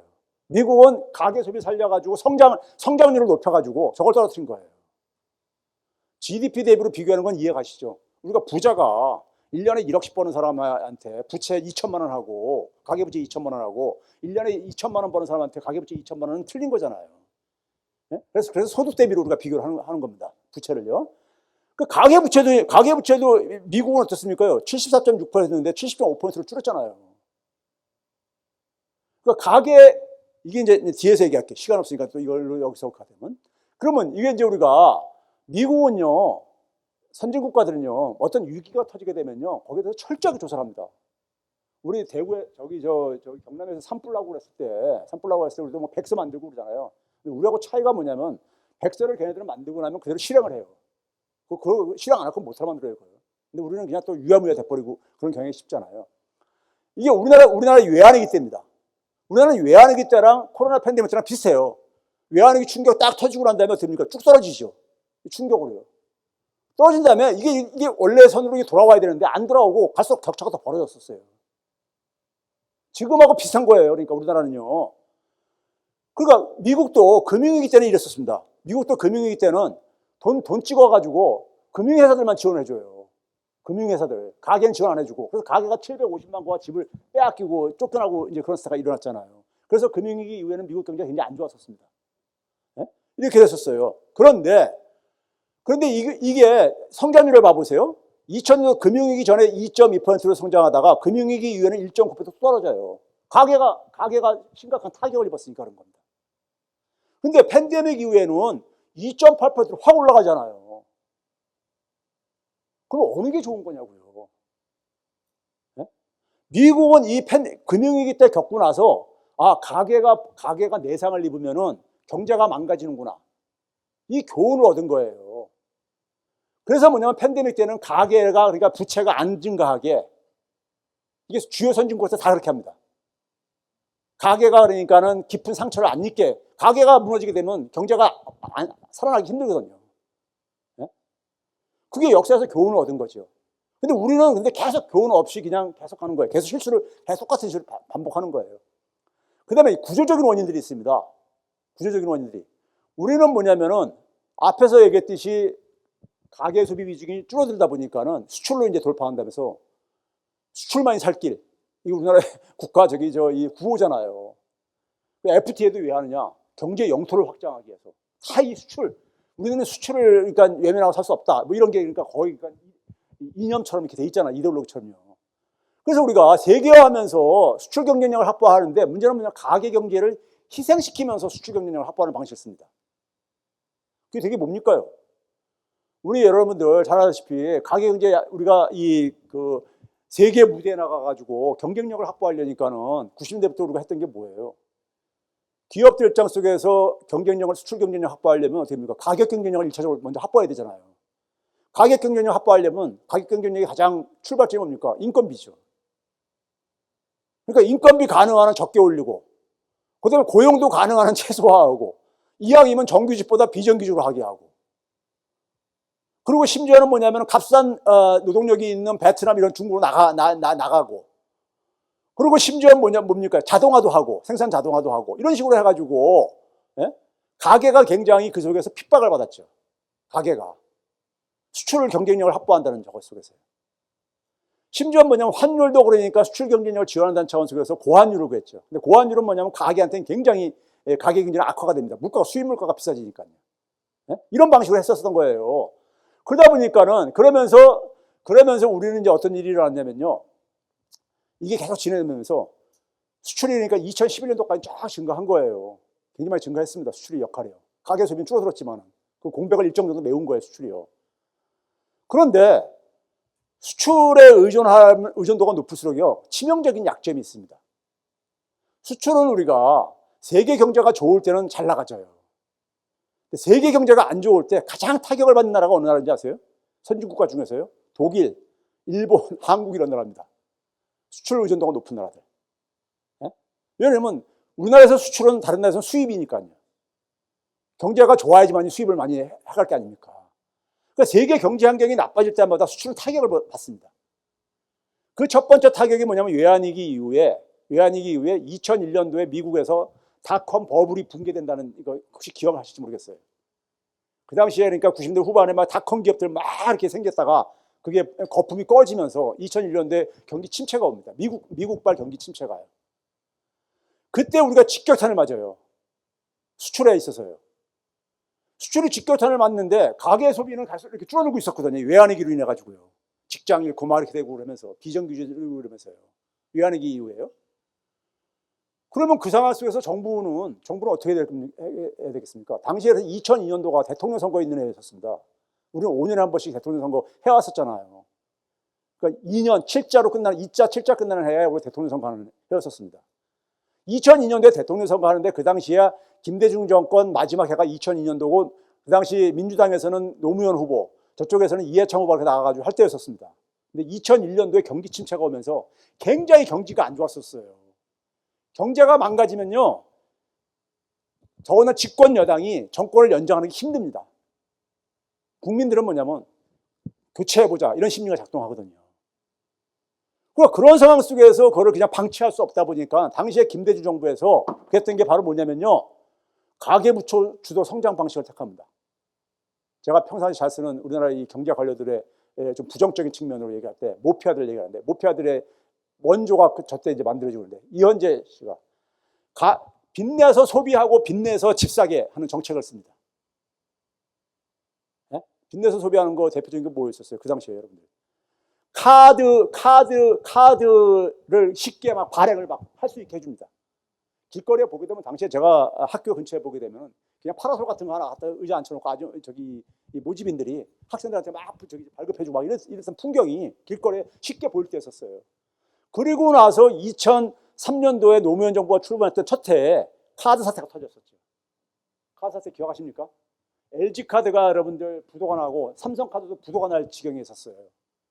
여러분들 우리나라 카드 시장에서 점유율 1위가 얼마 전까지 어디였었습니까? 신한카드인데, 신한카드가 그게 LG카드를 인수한 거예요. 부도난 거를요. 삼성카드는 삼성전자에서 그걸 지원해줘가지고 막았죠. 삼성전자 소액주주들이 막 반대하고 막 부실기업에다가 왜 돈 지원해주냐고 해가지고 막 그런 일이 있었고 그러거든요. 하여간 그때 그 카드 사태가, 카드라는 게 뭐예요? 빚내서 소비하게 하는 거잖아요. 일단은 빚이라는 건 뭡니까? 미래소득을 땡겨서, 가계가 현재 소득이 취약하니까는 미래소득을 갑을 받아가지고 소비하라 이거예요. 그 다음에 우리나라는 뭐냐면은 부동산의 의존도가 굉장히 높아요. 그러니까 부동산 경기 부양을 하기 위해서, 부동산 경기 부양하려면 가계가 집 사줘야 되잖아요. 그래서 여러분들 참 강한 거지만 우리나라 가계부채가 제일 많이 증가했던 때가 문재인 정부 때하고 김대중 정부 때입니다. 가계부채가 제일 많이 증가했던 때가요. 이거는 우리가 숨길 수 없는 사실인데, 그러니까 수출이 안 좋을 때마다 선택했던 게 뭐냐면 가계부채 주도 성장을 합니다. 가계들한테 부채로, 그러니까는 저기 경제를 살리라고 떠받치라 이거죠. 그러니까요. 근데 부채가 증가하면 어떻게 됩니까요? 원리금 상환 부담이 증가하잖아요. 가계가요. 가처분 소득이 줄어듭니다. 우리 흔히 얼마 전까지 그런 말이 있었잖아요. 안방은 내 거고 건너방은 은행 거, 뭐 이런 식으로 우리가 하는 게. 예? 그러니까 부채가 크면 클수록 원리금 상환 부담이 커지잖아요. 그러니까 쓸 돈이 그러니까 부족해지죠. 가처분서 쓸 수 있는 소득이. 그게 가계 소비를 억제한 거예요. 지난 수십 년간. 예? 그게 성장률을 둔화시키고요. 성장률이 계속 떨어지게 된 이유고요. 그렇죠? 그러니까 그런 상황 속에서도 한편은 뭡니까요?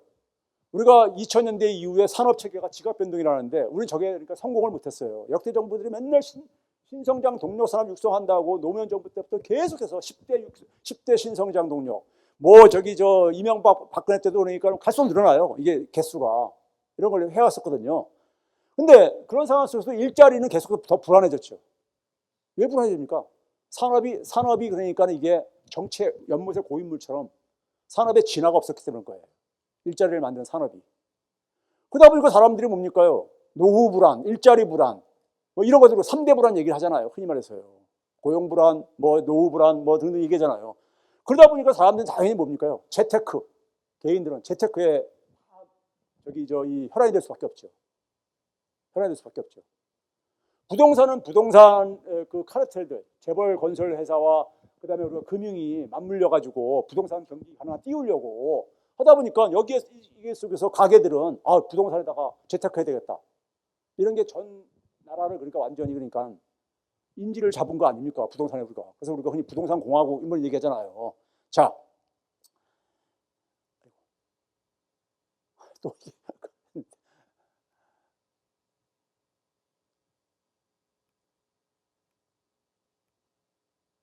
아까 간 데를 다시 한번 좀 도와주실래요? 전 아닙니까? 전이요.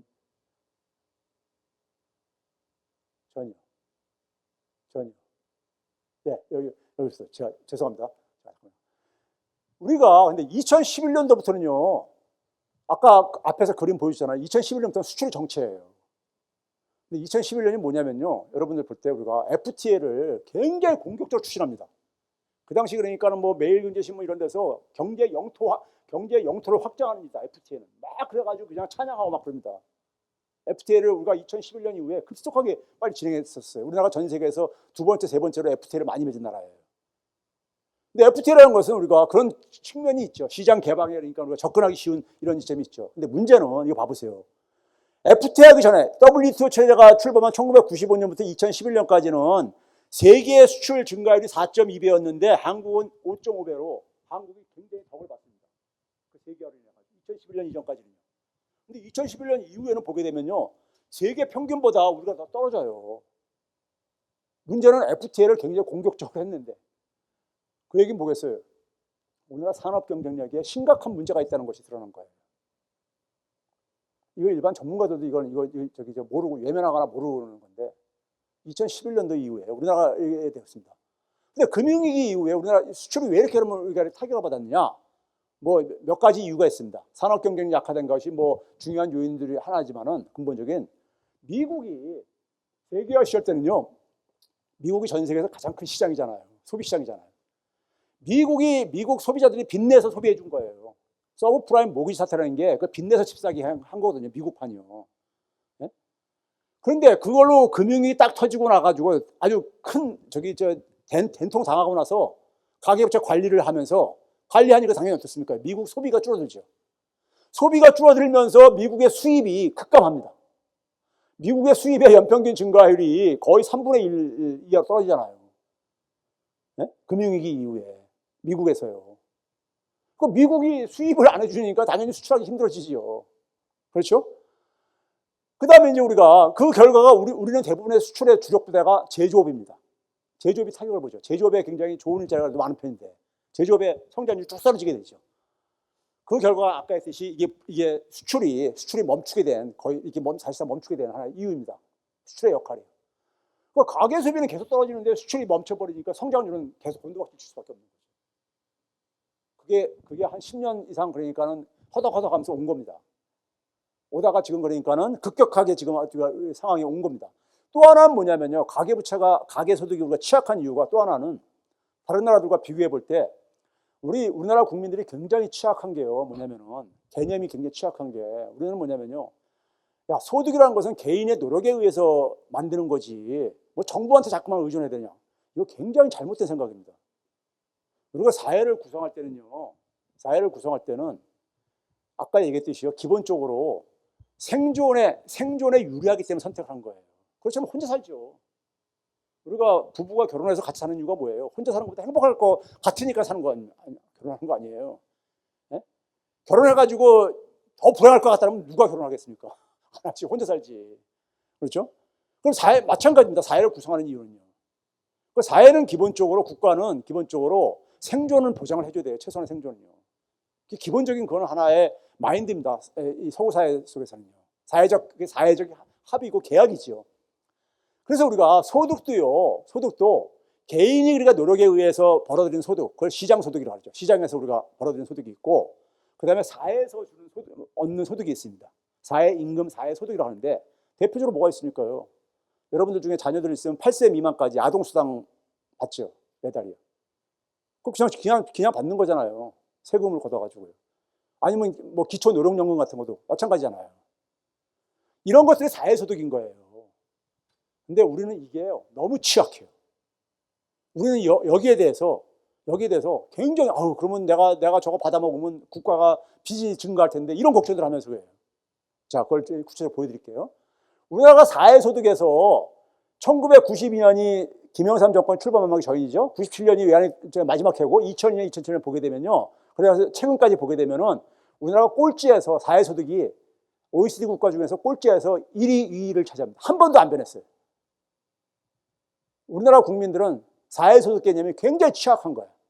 자기 권리인지를 몰라. 제 외국인 친구들이 가면 제 앞이니까는 한국 사람들 되게 착한 것 같아. 저 그게 굉장히 모욕적으로 들리더라고요. 멍청한 것 같다 이렇게 얘기하는 것 같아가지고. 자, 그 다음에요. 이게 보시게 되면 김대중 정부 때 외환위기 터지고 나가지고 OECD 국가 중에서 밑에서 2등이었었어요. 밑에서 2등. 외환위기 터졌을 때요. 근데 그러면 외환위기 터져가지고 굉장히 가게가 힘들어졌을 게 아닙니까? 네? 힘들어졌을 게 아닙니까? 당시에 우리나라 정부 부채가요. GDP 대비 10% 되었었습니다. 쓸 돈도 많이 있었을 때였어요. 근데 안 쓰는 결과 1위로 등극합니다. 김대중 정부 마지막 끝에는 1위로 등극해요. 그러니까 우리나라는 정부가 지원하는 게 너무 취약한 거예요. 이거 근데 문제는 뭐냐면 우리 사회 분위기가 당연한 걸로 생각한다는 거. 네? 당연한 거. 이거 한번 봐보세요. 이게 네덜란드와 비교했는데 네덜란드와 비교하면 네덜란드는 북유럽 국가 아닙니까? 그런데 네덜란드하고 우리나라하고요. 개인 소득세율이 최고 소득세율이 똑같습니다. 우리도 뭐냐면 45%가 가장 높은 세율이고 거기에 지방 자치단체다가 내는 것 같으면 49.5%가 되거든요. 똑같아요. 똑같은데 세금이라는 건 뭐예요? 소득의 재분배를 해주는 역할을 하는 거잖아요. 예? 그런데 소득 재분배 효과는 네덜란드에 2분의 1도 안 됩니다. 네덜란드는 15 정도 되는데 우리는 7%뿐이 안 돼요. 왜 그러느냐? 우리는 소득세율은 높은데 뒤로 빼주는 게 많습니다. 그래서 공제해 주는 게 많아요. 부자들한테. 네? 자, 그러니까 사회 정책들이 하나같이 이게 조세의 재분배 효과에서 우리나라가 저기 하늘 색깔로 되어 있는 게 우리나라인데요. 저기 큰 나라들은 48%까지 이렇게 개선되는데 우리는 18.2%로 밑에서 네 번째 국가잖아요. OECD에서요. 그러니까 조세에 의한 재분배도 거의 꼴찌 국가고 정부가 지원해주는 돈도 꼴찌이고 이러니까 결국 개인들은 어떻게 합니까? 시장에 나가서 치열하게 살아갈 수밖에 없는 거예요. 우리나라 최저임금 가지고 지금 이제 슬슬 이제 최저임금 처리 왔잖아요. 1년에 한 번씩. 최저임금 때 왜 이렇게 이게 우리가 홍역을 지불하는지 아세요? 다른 소득이 있었으면 그 최저임금 그렇게 많이 안 올려도 돼요. 우리는 그게 사회소득이 취약하다 보니까 사회임금이 취약하다 보니까 거기에 절대적으로 의존을 해야 되잖아요. 네? 근데 이제 그거 가지고 소상공인들은 굉장히 또 힘들다고 그러고 있는 거고요. 하여간 이거 봐보세요. 우리나라 소득 분포는요. 이게 국세청 자료입니다. 국세청 자료가 가장 개인소득은 정확하게 되어 있기 때문에 가계소득이 아니라 개인소득입니다. 그러니까 맞벌이 부분은 고려해서 들어야 되십니다. 그러니까 우리가 상위 4%, 5%로 내려가는 순간부터 뭐냐면 1,000만 원이 안 됩니다. 한 달 월급 기준으로요. 여기 0.1%는 1억 4,473만 원이라는 얘기예요. 좀 줄어든 겁니다. 2020년에 비교해가지고. 그러니까 그러면 우리가 여러분들 상위 5% 정도 하면은 상위층이라고 우리가 되게 생각하잖아요. 근데 저 사람들은요, 저거 세금 떼기 전이에요. 4대 보험 떼기 전이에요. 저거 떼고 나면은 900만 원 밑으로 쭉 내려가집니다. 그럼 저거 가지고 저분들은 상대적으로 괜찮은 직장인이긴 하지만은 자기들 고소득자라고 생각을 안 해요. 중산층이라고 생각을 해요. 그렇죠? 그게 현실입니다. 근데 문제는 50% 내려가게 되면 243만 원뿐이 안 됩니다. 최저임금보다 못 버는 사람들이 월 수입으로 40% 정도가 여전히 그렇습니다. 이렇게 취약해요. 제가 가끔 자영업자들이 교수님 좀 뭐 해서 먹고 살아야 돼요? 이런 얘기들을 많이들 저한테 그래요. 그럼 제가 그래요. 질문이 잘못됐습니다. 한국에서는 뭐 해도 먹고 살기 힘듭니다. 왜? 가게가 쓸 돈이 없어가지고. 그러다 보니까 다양하게도 소비를 못해요. 쓸 여력이 없다 보니까. 그러니까 우리나라는 자영업종도 되게 단조로워. 동네마다 다 비슷비슷하잖아요. 업종이. 네? 자, 사회소득이 우리가 꼴찌에서 두 번째라니까요. 꼴찌에서 두 번째예요. 실제로요. 네? 네덜란드하고 이렇게 비교해보면 소득세는 비슷한데. 하여간 이거 아까 보여준 거고요. 근데 물가를 한번 봐보세요. 물가도 보게 되면 정부가 얼마나 이게 게으르고 무능한가를 보여주는 게 물가인데요. 물가 때문에 죽겠죠, 지금요. 예? 이거 보게 되면요. 2020년부터 최근 5월 달까지 소비자 물가의 흐름입니다. 빨간색이 파란색이 전체 소비자 물가예요. 그러니까 지난 2020년을 100으로 했을 때 한 16%가 증가한 거예요. 올해 5월 달까지요. 소비자 물가 상승률이요. 그런데 빨간색은 식료품들. 일반 사람들이 먹어야 되는 식료품이요. 식료품만 보게 되면 25% 이상이 증가했어. 그러니까 우리가 식료품에 대한 지출 의존도가 높은 계층들이 저소득층이잖아요. 고소득층은 소득이 넉넉하다 보니까 식료품에 지출하는 비중이 작잖아요. 그걸 우리가 흔히 엥겔 지수라고 하죠. 근데 식료품에 대한 이게 먹고 사는 이런 것의 부담이 더 많이 올라가고 있잖아요. 갈수록 더 벌어지고 있잖아요. 그럼 물가 정책은 저기서 타겟을 맞춰야 되는 거예요. 서민층과 중산층들이 피해를 볼 수밖에 없는 거니까. 그렇죠? 자, 이제 구체적으로 봅시다. 코로나 팬데믹 전 5년하고 후 5년하고요. 보게 되면 코로나 전 이전에는 어떻습니까? 전체 소비자 물가하고 식료품, 에너지 물가하고 거의 비슷하게 갔습니다. 비슷하게 가잖아요. 왼쪽에 있는 추이가 이게 5년 동안에 이렇게 보게 되면요. 그런데 오히려 더 적게 증가했죠. 식료품이나 에너지가요. 근데 어떤 충격이 발생하게 되면요. 충격이 발생하게 되면 서민들이 주로 소비하는 것이 더 타격이 심해요.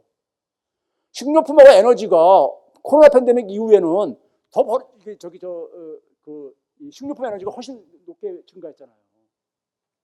그러니까 중산층하고 저소층이 타격을 많이 볼 수밖에 없지요. 그러니까 충격이 발생했을 때 정부가 그러니까는 굉장히 깊숙이 섬세하게 개입을 해야 되는 거예요. 개입을 해야 되는 이유인 겁니다. 자, 이거 봐보세요. 우리나라 소득 계층별로 보게 되면은 식료품 지출 비중이 상위로 올라가서 줄어들잖아요. 이건 상식입니다. 상식이죠. 돈이 넉넉하다 보니까. 예? 그러니까 1차적으로 먹는데 그러니까 많은 돈을 쓰는 게 소득이 낮을수록 높을 수밖에 없잖아요. 우리가 싱가포르를 한번 비교해 볼게요. 싱가포르는 어떻게 하는지 아세요? 싱가포르는 물가를 제가 이것도 옛날부터 한 1, 20년 됐을 거예요. 방송에서 토론할 때면은 통계청에서 제발 소득 계층별로 좀 물가 상승률을 좀 짙게 해줬으면 좋겠다. 조사를 해줬으면 좋겠다는 얘기를 해요. 네? 소득 계층. 우리는 평균으로만 발표하잖아요. 싱가포르는 소득 계층별로 조사합니다. 소득 계층별로 그러니까 자기들이 소비하는 것에 이 물가 상승률이 얼마나 가되는가. 상위 20%는 지난 5년 동안에 17.7%가 오른 거예요. 근데 중간에 60%는 15.7%, 하위 20% 14.3%안 올랐어, 싱가포르는요. 왜 저게 가능했겠습니까? 하위 계층들이 주로 많이 소비하는 부분에 정부의 지원이 한 거예요. 물가 정책적으로요. 저걸 왜 못하냐고요. 우리는 안 하는 거야. 안 하는 거야. 정치인들이 게으르거나 이거 무능한 거예요. 근데 물가 상승으로 인해 가지고 그 피해는 저소득층 훨씬 크단 말이에요. 네? 크단 말이에요. 자, 그 다음에 이제 우리가 이 가계부채, 가계소득, 가처분소득이 이게 이제 가계소비 어박하고 그랬잖아요. 그렇죠? 그러니까 그럴 때마다 그러니까는 소득이 정체하면 되게 어디가 가느냐? 수출도 안 돼. 수출도 안 되고, 이 가계, 소비는 줄어들고 그럴 때 어떻게 해야 됩니까? 근데 이제 가계부채 하는데 주로 그게 뭐냐면은 부동산, 건설투자. 건설투자에다가 합니다. 건설투자. 그 건설투자에 대한 이 의존도가 박근혜 때 특히 심했었잖아요. 그렇죠? 빚내서 집 사라 이런 거 했었고, 김대중 때도 했었고. 그렇죠? 그러다 보니까는 이게 이제 그러니까 우리가 이게 여러분들 인구구조 악화 이거 다 이게 관련됩니다. 우리나라 이게 암덩어리로 작동하고 있어요. 자, 이거 봐보세요. 미국은 금융위기 딱 터지고 나서 가계부채를 관리를 쭉 들어가잖아요. 저 그러니까 한번 어떤 교훈을 얻어야 되는데 우리는 계속 증가하는 상황이고요. 예? 이게 정치인들이 무능해서 그런 겁니다. 가계부채 상환 부담이 미국이 금융위기 터졌을 때하고 지금 우리가 비슷해요. 우리나라가 여전히 지금도요. 그런데 예? 국민들은 뭡니까? 최근에 서울 같은데 부동산값 오른다고 또 거기에 또 그거 오르잖아요.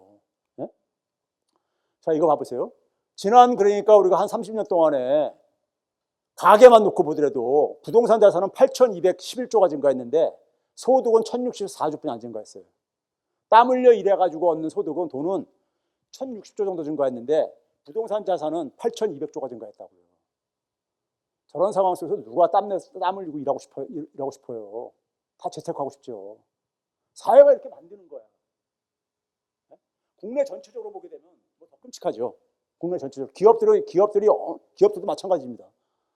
자산 불평등을 보게 되면요, 우리나라 이 하위 50% 상위 1%를 보게 되면요, 한국이 711.1배인데 미국 다음으로 그러니까는 중남미 국가들 불평등이 심한 나라들하고 비슷합니다. 예? 문제는 뭐냐? 우리나라 더 심각한 건 가려지는 건 뭐냐면 우리나라 소득 증가율이 급속도로 떨어지고 있잖아요. 그러니까 소득 대비 자산의 비중은요, 우리나라가 세계 최고입니다. 9.8배로요. 세계 최고야. 이거 큰일입니다. 우리나라 문제는 이 자산의 대부분이 부동산 자산이라고, 더군다나. 현금하기 힘든. 자, 그러다 보니까요, 소득 불평등하고 저출산하고 상관관계가 92%예요. 왜 그렇습니까요? 네? 우리가 비정규직이 결혼하기도 힘들잖아요. 정규직보다. 네? 출산율 떨어지죠. 결혼율 떨어지게 되면요. 자산 불평등하고도 마찬가지고요. 그러니까 이 자산 소득 격차하고 주거비가 상관성이 95%가 넘어요. 대개 결혼을 이해 못하느냐, 아기를 이해 안 낳느냐고 할 때 한국에 조사한 거에 의하면 첫 번째가 뭐로 나오냐면요. 첫 번째가 뭐냐면 임금 불평등으로 나옵니다. 소득 불평등. 두 번째가 뭐냐면 주거비. 세 번째가 자녀 교육비 이렇게 나와요. 네? 그거 우리가 스스로 만든 거예요. 우리 사회가요. 주거비하고 출산율. 상관성이 높잖아요. 다요. 자산소득 격차하고 교육비. 상관성 95%. 예? 그러면서 애를 안 난다고 해서 저출산에다가 예산 엄청나게 집어넣잖아요. 때려주잖아요. 효과 없는 이유가 이거 방치하는 이 원인들은 다 있는데 그거 방치하고 다른 데도 엉뚱한 데 돈 쓰고 앉아있으니까 효과가 안 나타나죠. 사교육과 출산율. 당연하죠. 예? 경제 지표는 거짓말 안 합니다. 가계부채하고 자산소득 격차하고 상관성이 높죠. 부동산 자산에 더돼 있으니까. 예? 소비 지출 줄어들죠. 부동산에 묶일수록 소비 지출 떨어지죠. 반대로 움직여요. 예? 소비가 억압되면서 성장률 떨어져요. 가계 소비율이 떨어지고 앞에서. 그다음에 고령화율하고도 상관성이 커져요.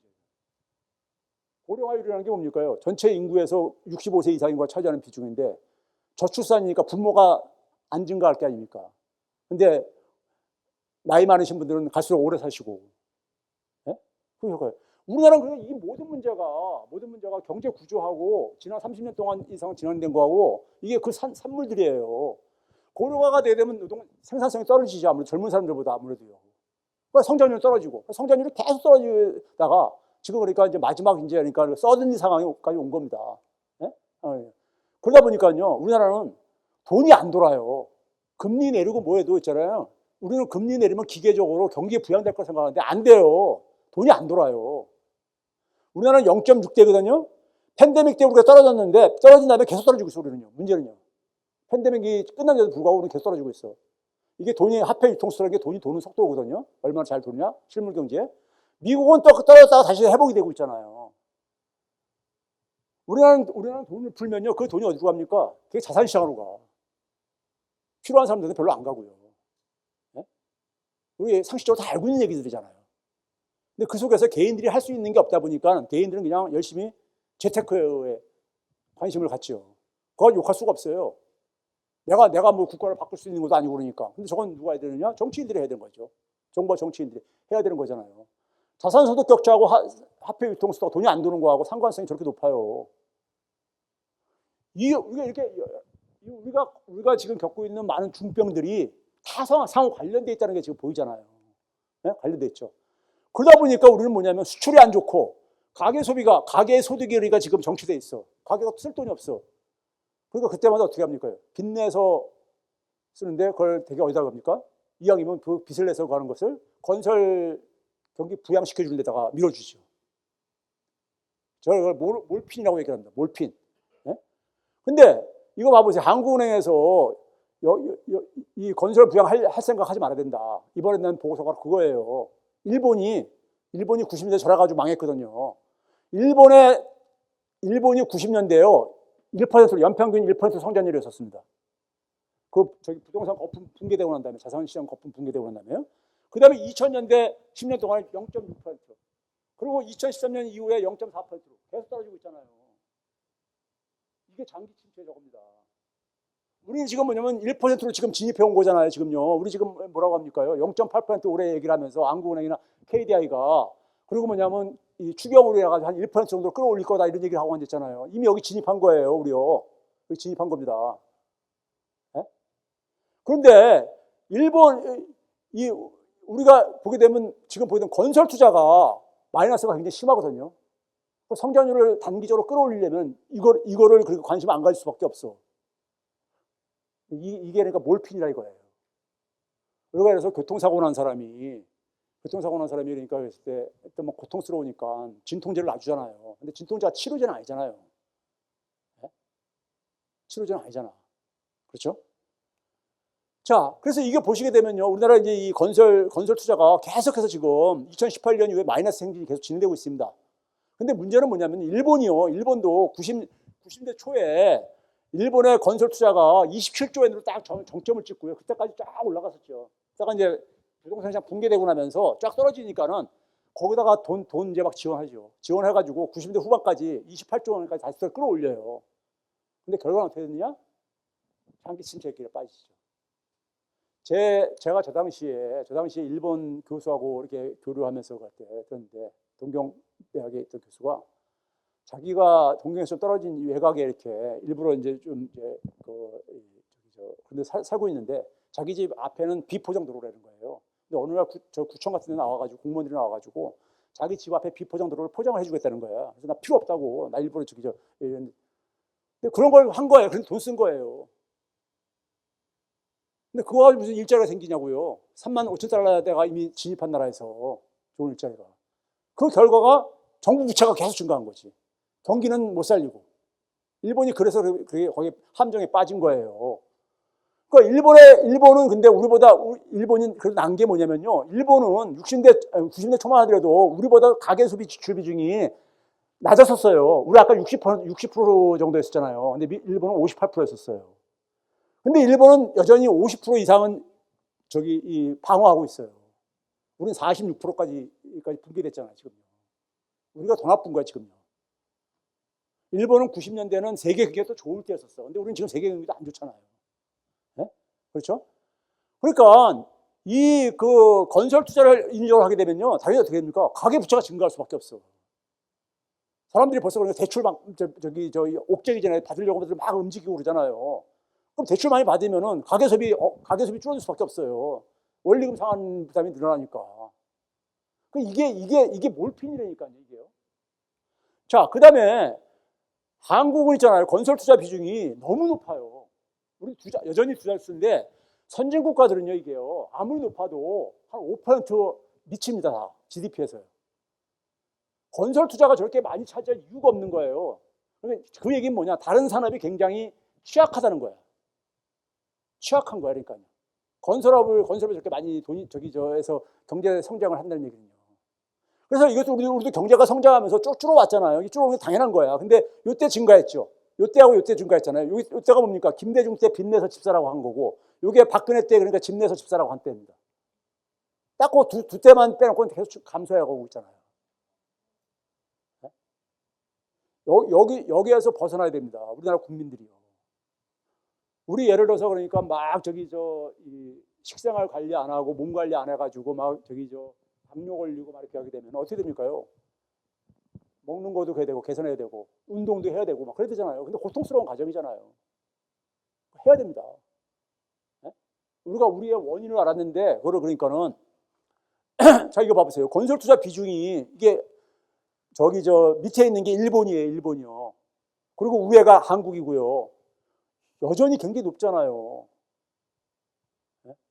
높잖아. 일본도 초창기에 저 끌어올려가지고 방어하려고 했었어. 근데 그냥 아무 소용이 없었던 거예요. 그런 거 가지고 경제 안 살거든요. 몰핀 가지고 어떻게 사람이 건강해집니까? 그렇죠?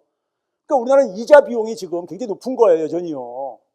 빚내서 가게 되면 이자 비용 많이 나가죠. 네? 그러니까 소비를 못 하는 거고요. 그렇죠? 자, 그러다 보니까는 한국의 가계 소비 지출이 되게 이게 파괴적으로 진행된 이유가요. 이유가 뭐냐면은 이 건설 투자 이 뭡니까? 이 파란색이 한국의 가계 소비 지출 비중이고 오렌지 색깔이 일본인데 일본보다 우리가 더 파괴적으로 진행됐죠. 파괴적으로요. 파괴적으로 진행되니까는 수출이 안 좋게 되면은 타격이 더 심할 수밖에 없는 거예요. 우리가 최근에 일본하고 다시 역전된 이유가 바로 그래서 그렇습니다. 네? 이게 한국의 수출 비중하고 일본의 수출 비중. 일본도 수출에 그래가지고 목매고 있는데도 불구하고 일본은 20% 정도뿐이 안 돼. 우리나라 절반뿐이 안 된다고요. 네? 자, 그래서 이제 이재명 정부가 이제 이 상황을 다 알아요. 압니다. 아는 상황 속에서. 네? 정부가 그렇기 때문에 할 일이 굉장히 많고 열심히 해야 되겠다 하는 게. 그러니까 제가 아까 얘기했잖아요. 우리나라가 여러분들 이 세율은 굉장히 높아요. 소득세율이. 높은 편입니다. OECD 국가 중에서요. 아까 네덜란드하고 똑같다 그랬잖아요. 네? 높은 측에 속해요. 10위권 안에 들으니까. 근데도 왜 재분배가 안 좋냐? 불평등이 심하냐면요. 우리나라는 공제가 우리 연말 정산 같은 거 해보셨을 게 아닙니까? 그럼 공제 많이 받잖아요. 개인들은 공제 많이 받으면 좋죠. 근데 문제는요, 이 공제 혜택이 공제로 이게 혜택 나가는 게요. 우리나라가 1년에 그러니까 한 천조가 넘어요. 소득 발생하는 게요. 그 중에서 한 400조 정도가 공제를 받습니다. 그리고 세금으로 빼지는 게 한 110조 정도까지 작년 걸 추산해보면 그렇게 나와요. 근데 그것의 대부분의 혜택을 누가 보느냐? 상위 0.1%는 공제 혜택이 1억 한 1,500만 원 혜택 받아요. 세율대로 안 된다는 얘기죠. 그러니까 쉽게 얘기해서요. 근데 밑에 내려올수록 적어요. 네? 그러니까 세율을 이렇게 올려놓으니까는 아유 일부에서 저기 사람들은 보수 성향의 학자들은 우리나라 너무 높다 인하해야 된다 그러죠. 근데 공제로서 많이 빼주는 거예요. 그러니까 실질적인 감세를 많이 해주고 있는 거예요. 근데 문제는 뭐냐면 그게 상위 소수에게 집중이 되고 있다 이거예요. 그다음 법인세도 그렇고 다 모든 세가 그렇습니다. 이게 경제 관료들이 이게 그래서 제가 목표라는 거예요. 국민을 위해서 하는 게 아니라 소수 그러니까 특권층들을 위해 가지고 정책을 만드니까 이런 거라는 거예요. 그냥 그러면서 뭐냐면 중산층들 일부 조금 빼줘. 그러니까 중산층들은 그러니까 거기에 그러니까 나도 좀 빼지니까 그걸 지지하고 그래. 근데 문제는 뭐냐면 자기가 혜택 보는 건 조금이고 대부분 거기에 다 보면서 하는 거거든요. 그러다 보니까 돈 적게 들어오지요. 정부의 수입이. 그러니까 당연히 저걸 못하죠. 사회부정을 저걸 못하죠. 그러니까 우리 국민이 깨어나야 됩니다. 자, 그 다음에 이제 뭐냐면은, 시간이 한 10분으로 끝내야 되겠습니다. 우리가 이 한강의 기적을 얘기하잖아요. 근데 우리가 이 한강의 기적이요, 사실은, 우리 흔히 그런 얘기 많이 들으셨잖아요. 1950년대만 하더라도 우리가 필리핀보다 못 살았다. 60년대 심지어 북한보다도 못 살았다. 이런 얘기 하고 그러잖아요. 그러다 쫙 성장하고 이렇게 빠르게 성장, 전 세계에서 가장 빠르게 성장한 나라로 그러니까 우리가 세계 사람들은 얘기를 하죠. 그걸 한강의 기적이라고 얘기를 하죠. 근데 그때 그 한 이유가요. 우리나라 같은 경우는 미국이 만들어 놓은 그러니까 세계 그러니까 경제 질서, 국제 분업 체계 속에서 우리는 뭐냐면 우리가 그 개방의 혜택을 잘 활용을 해가지고 우리가 잘할 수 있는 분야, 주로 뭐냐면 제조업에서도 생산하는 분야에 집중을 해서 했던 거예요. 그걸 쭉 해가지고 여기까지 왔는데 문제는 뭐냐면요. 이 생산 부분만 하다 보니까는 다른 우리가 고부가 가치 부분이 굉장히 취약한 거예요. 우리가 최근에 반도체가 바로 그 위기인 겁니다. 그 다음에 뭐냐면은 금융위기 이후에 미국이 수입을 이게 많이 줄어들었단 말이에요. 거기다 뭐냐면 미중 간에 또 패권하면서 전쟁하면서 경제 블록이 또 새롭게 만들어지고 앉아있잖아요. 그 국제 분업 구조 속에서 성장한 우리나라한테 굉장히 커다란 위기가 지금 그러니까는 수출해서 지금 오고 있는 건데 아까 보여드렸듯이 이게 저거고 세계화 시절에 많이 혜택받던 것들을 얘기한 거고요. 지금 우리나라 수출을 보게 되면요 상당히 안 좋습니다. 올해 1월 달부터 5월 달까지 6월 달은 안 끝났으니까요. 5월 달까지 보게 되면은 2022년 3년도 수준의 94%뿐이 안 됩니다. 이 언론들이 작년도하고 비교해서 그런데 이게 보게 되면요 3년 전 수준에서 많이 미끄러졌어요 지금요.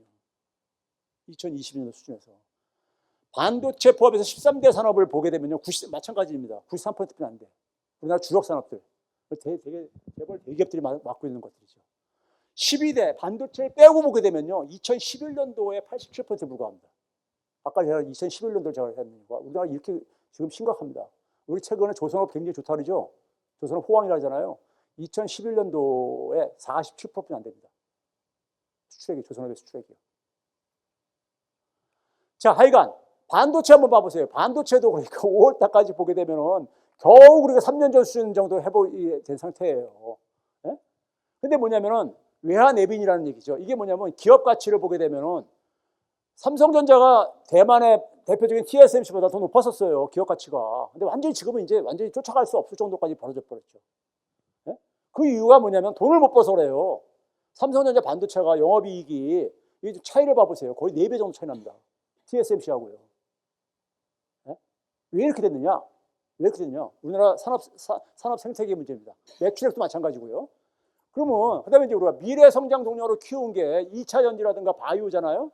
이게 3년 전에 비해 가지고 어떻습니까? 저기 위에 색깔이 겹쳤는데 93%에 불과하다는 거고요. 자, 세계 점유율이요. 우리가 한때는 3.2%까지 끌어올렸었습니다. 근데 지금 어디까지 떨어져 있냐? 2.7% 밑으로까지 떨어졌어요. 문제는 독일, 일본도 쫙 떨어지고 있습니다. 떨어지고 있어요. 그건 선방한 거냐? 선방한 거냐? 그건 아닙니다. 자, 이제 또 좀 볼게요. 우리나라의 이 수출을 보게 되면요. 반도체가 반짝 좋을 때 2017년, 18년도 잠깐 좀 넘었다가 반도체가 안 좋으면 다시 미끄러지고 이런 상황입니다. 반도체를 빼고선 그러니까 우리가 경쟁력 있는 산업이 거의 없다는 얘기인 겁니다. 쉽게 얘기해서. 그다음에 이제 뭐냐면 지난 30년간의 시장 지배력을 보게 되면요. 10대 수출국, 10대 수출 강국들 있잖아요. 얘네들이 59.4에서 49.3으로 한 10%포인트 떨어졌습니다. 지금 뭐냐? 수출 시장이 다변화되고 있다는 얘기인 겁니다. 다변화되고 있다는 얘기죠. 자, 그래서 여기 보게 되면요. 1위에서 10위권은 위축이 되고 있고 11위에서 20위, 11위에서 30위가 성장을 하고 있어요. 여러분들 보게 되면 미국은 2001년도에 11.9 세계에서 11.9%를 수출했었는데 이게 8.7%까지 미끄러진 거고요. 유럽연합의 27개 국가도 이렇게 한 10%포인트가 아니냐 7%포인트 가깝게 떨어지고 중국하고 그다음에 이 1위, 30위가 이렇게 증가했다는 얘기인 겁니다. 그러니까 수출 시장이 어떻게 변하고 있는가를 우리가 참고를 하기 위해서. 문제는 그러면 중국이 계속 증가하고 있느냐? 아닙니다. 중국도요. 정점을 그러니까 15%로 정점을 찍고 이게 지금 정체를 보이고 있습니다. 중국도요. 그럼 도대체 무슨 변화가 일어났느냐? 궁금하시죠? 여기 보시게 되면요. 미국, 중국, EU가 합치는 게 여기 이제 중국의 증가로 인해서 그렇지만은 여기 2021년도 이후부터 떨어지고 있잖아요. 미국, 중국, EU면은 소위 말해서 세계에서 가장 커다란 시장들이잖아요. 3대 시장이잖아요. 네? 떨어지고 있죠. 그런데 아세안하고 브릭스, 여기서 이제 중복되는 게 인도네시아하고 중국이니까 빼고서는 했을 때 이게 이제 좀 올라가고 있죠. 브릭스 11개 국가에서 2개 국가를 빼는 얘기거든요. 그다음에 나머지 시장은 그러니까 이게 하는데 결국은 뭐냐면 이 중위권 11에서 30위권 국가들이 가한다는 얘기고요. 그다음에 이건 뭐냐면은 이게 그겁니다. 이 수입 시장이요. 그러니까 우리나라한테는 수출 시장이 되는 거죠. 우리는 지금 미국에다가 중국에다가 몰빵들 하고 앉아 있는데 EU라든가 미국이 이만큼 떨어졌습니다. 한 5%포인트 정도요. 유럽연합이 이만큼 떨어졌고요. 그렇죠? 그다음에 1위에서 10위권 국가도 한 10%포인트 떨어졌어요. 그래서 중국이 증가한 건 당연히 아실 테고 브릭스 11개 국가들이 증가하고 하거나 그다음에 11위에서 30위권들이 증가한 거예요. 그래서 우리가 수출을 다변화해야 되는 거죠. 중심 국가에다가 그러니까 우리는 몰빵을 해가지고는 수출 지금 타결을 못해요. 못합니다. 그러면 이제 우리의 상황을 보게 되면은 우리의 상황을 보면 어떠냐? 지나가 버렸네. 아까 거기를 조금만 좀 더 앞으로 많이 지나가 버렸네. 여기서부터 우리는 그러니까 수출 시장 다변화에 실패한 거예요. 지난 20몇 년 동안에 우리 실패한 겁니다. 네? 그러니까 그런 점에서 국제 관계를 정상화를 못해서 그런 거예요. 우리는 주로 4대 강국, 특히 그것도 뭐냐면 미국, 일본에 그러니까 우리는 거기에 의존도가 심하잖아요. 우리가 살기 위해서라도 국제 관계 다변화해야 됩니다. 실리주의. 자. 그다음에 이제 우리가 왜 가냐면요. 우리는 아까 그랬잖아요. 우리나라 삼성전자 보게 되면요. 지금 참 삼성전자가 어떻게 저렇게까지 망가질 거라고 여러분들 언제 상상을 했습니까? 네? 삼성전자는 지금 뭐냐면 1등 상품이 하나도 없잖아요. 1등 상품이 하나도 없죠. 우리나라는요. 사업하시는 분들이나 산업계나 정부나 기본적으로 생태계 개념이 없어요. 생태계 개념이 없습니다.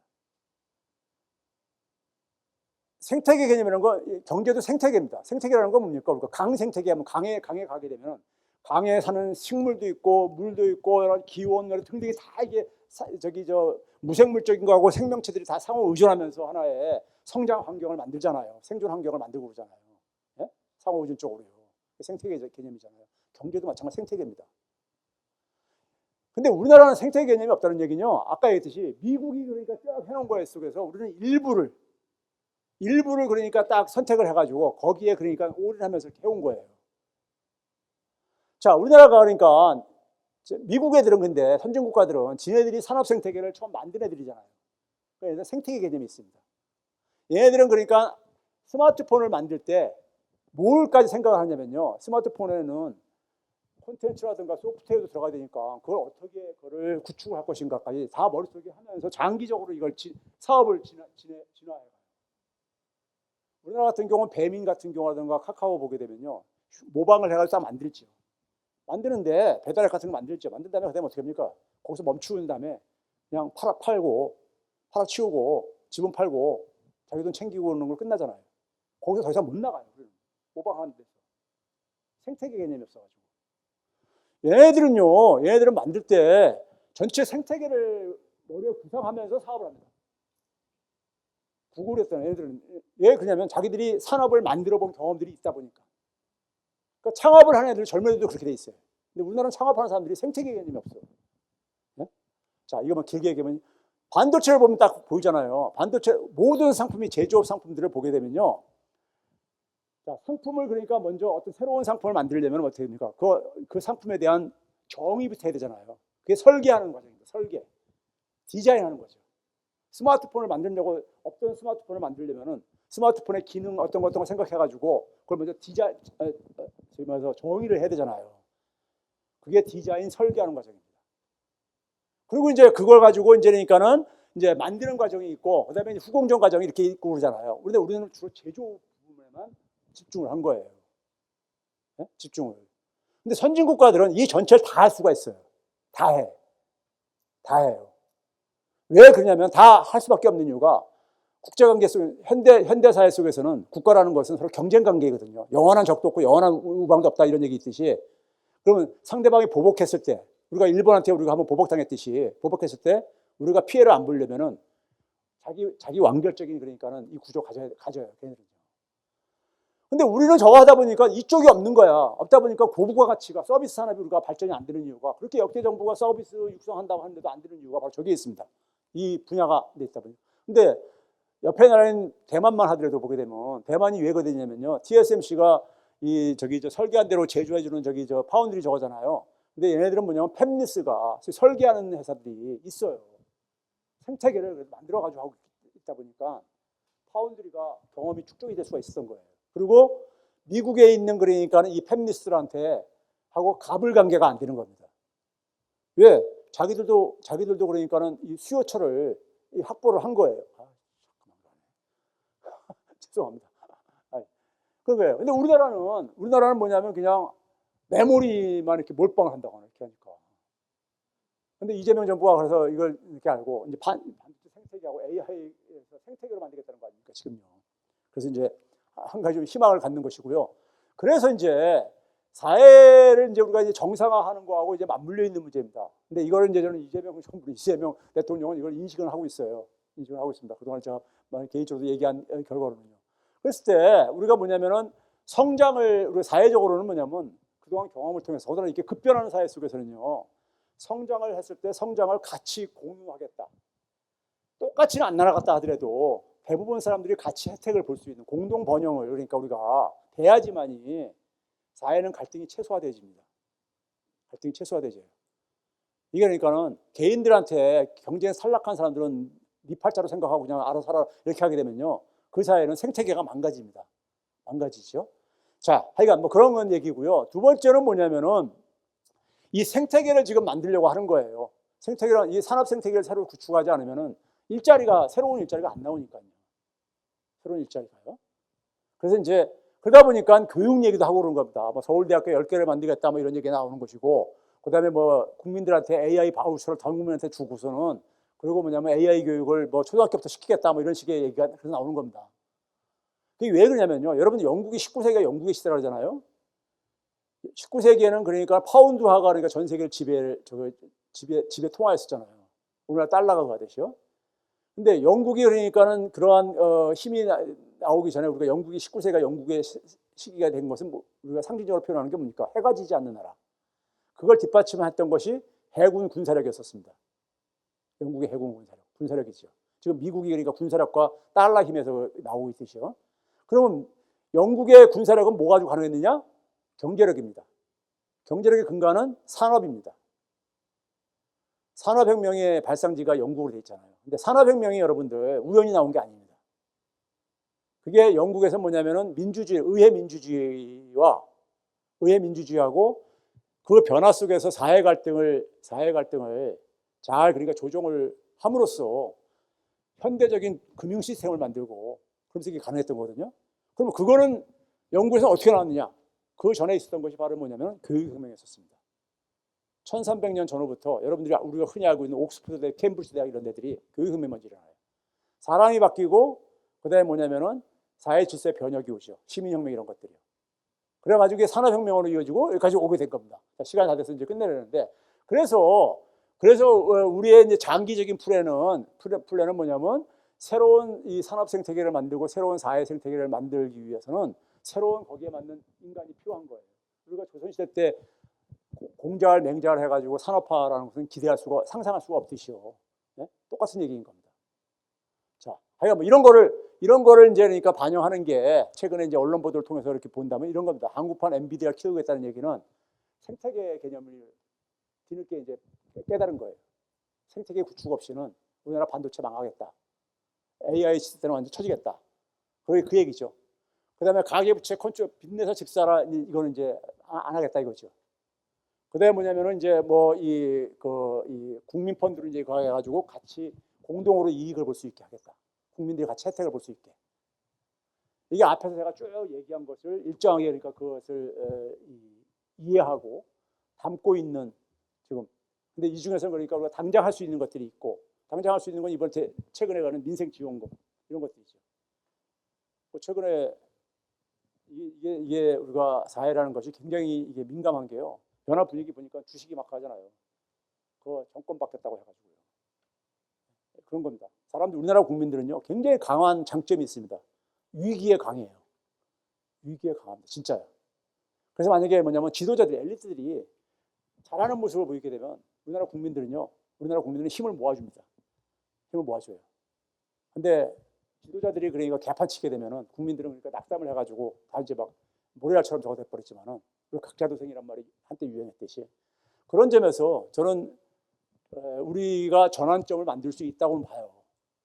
그런데 시간이 걸리는 것들도 있고 당장 그러니까 우리가 급한 발등에 떨어진 불부터 꺼야 될 부분도 있고 그러지만은 그런 점에서 제가 굉장히 앞에 아무런 얘기를 제가 보여드렸지만은 저는 우리나라가 주저앉을 정도는 아니다.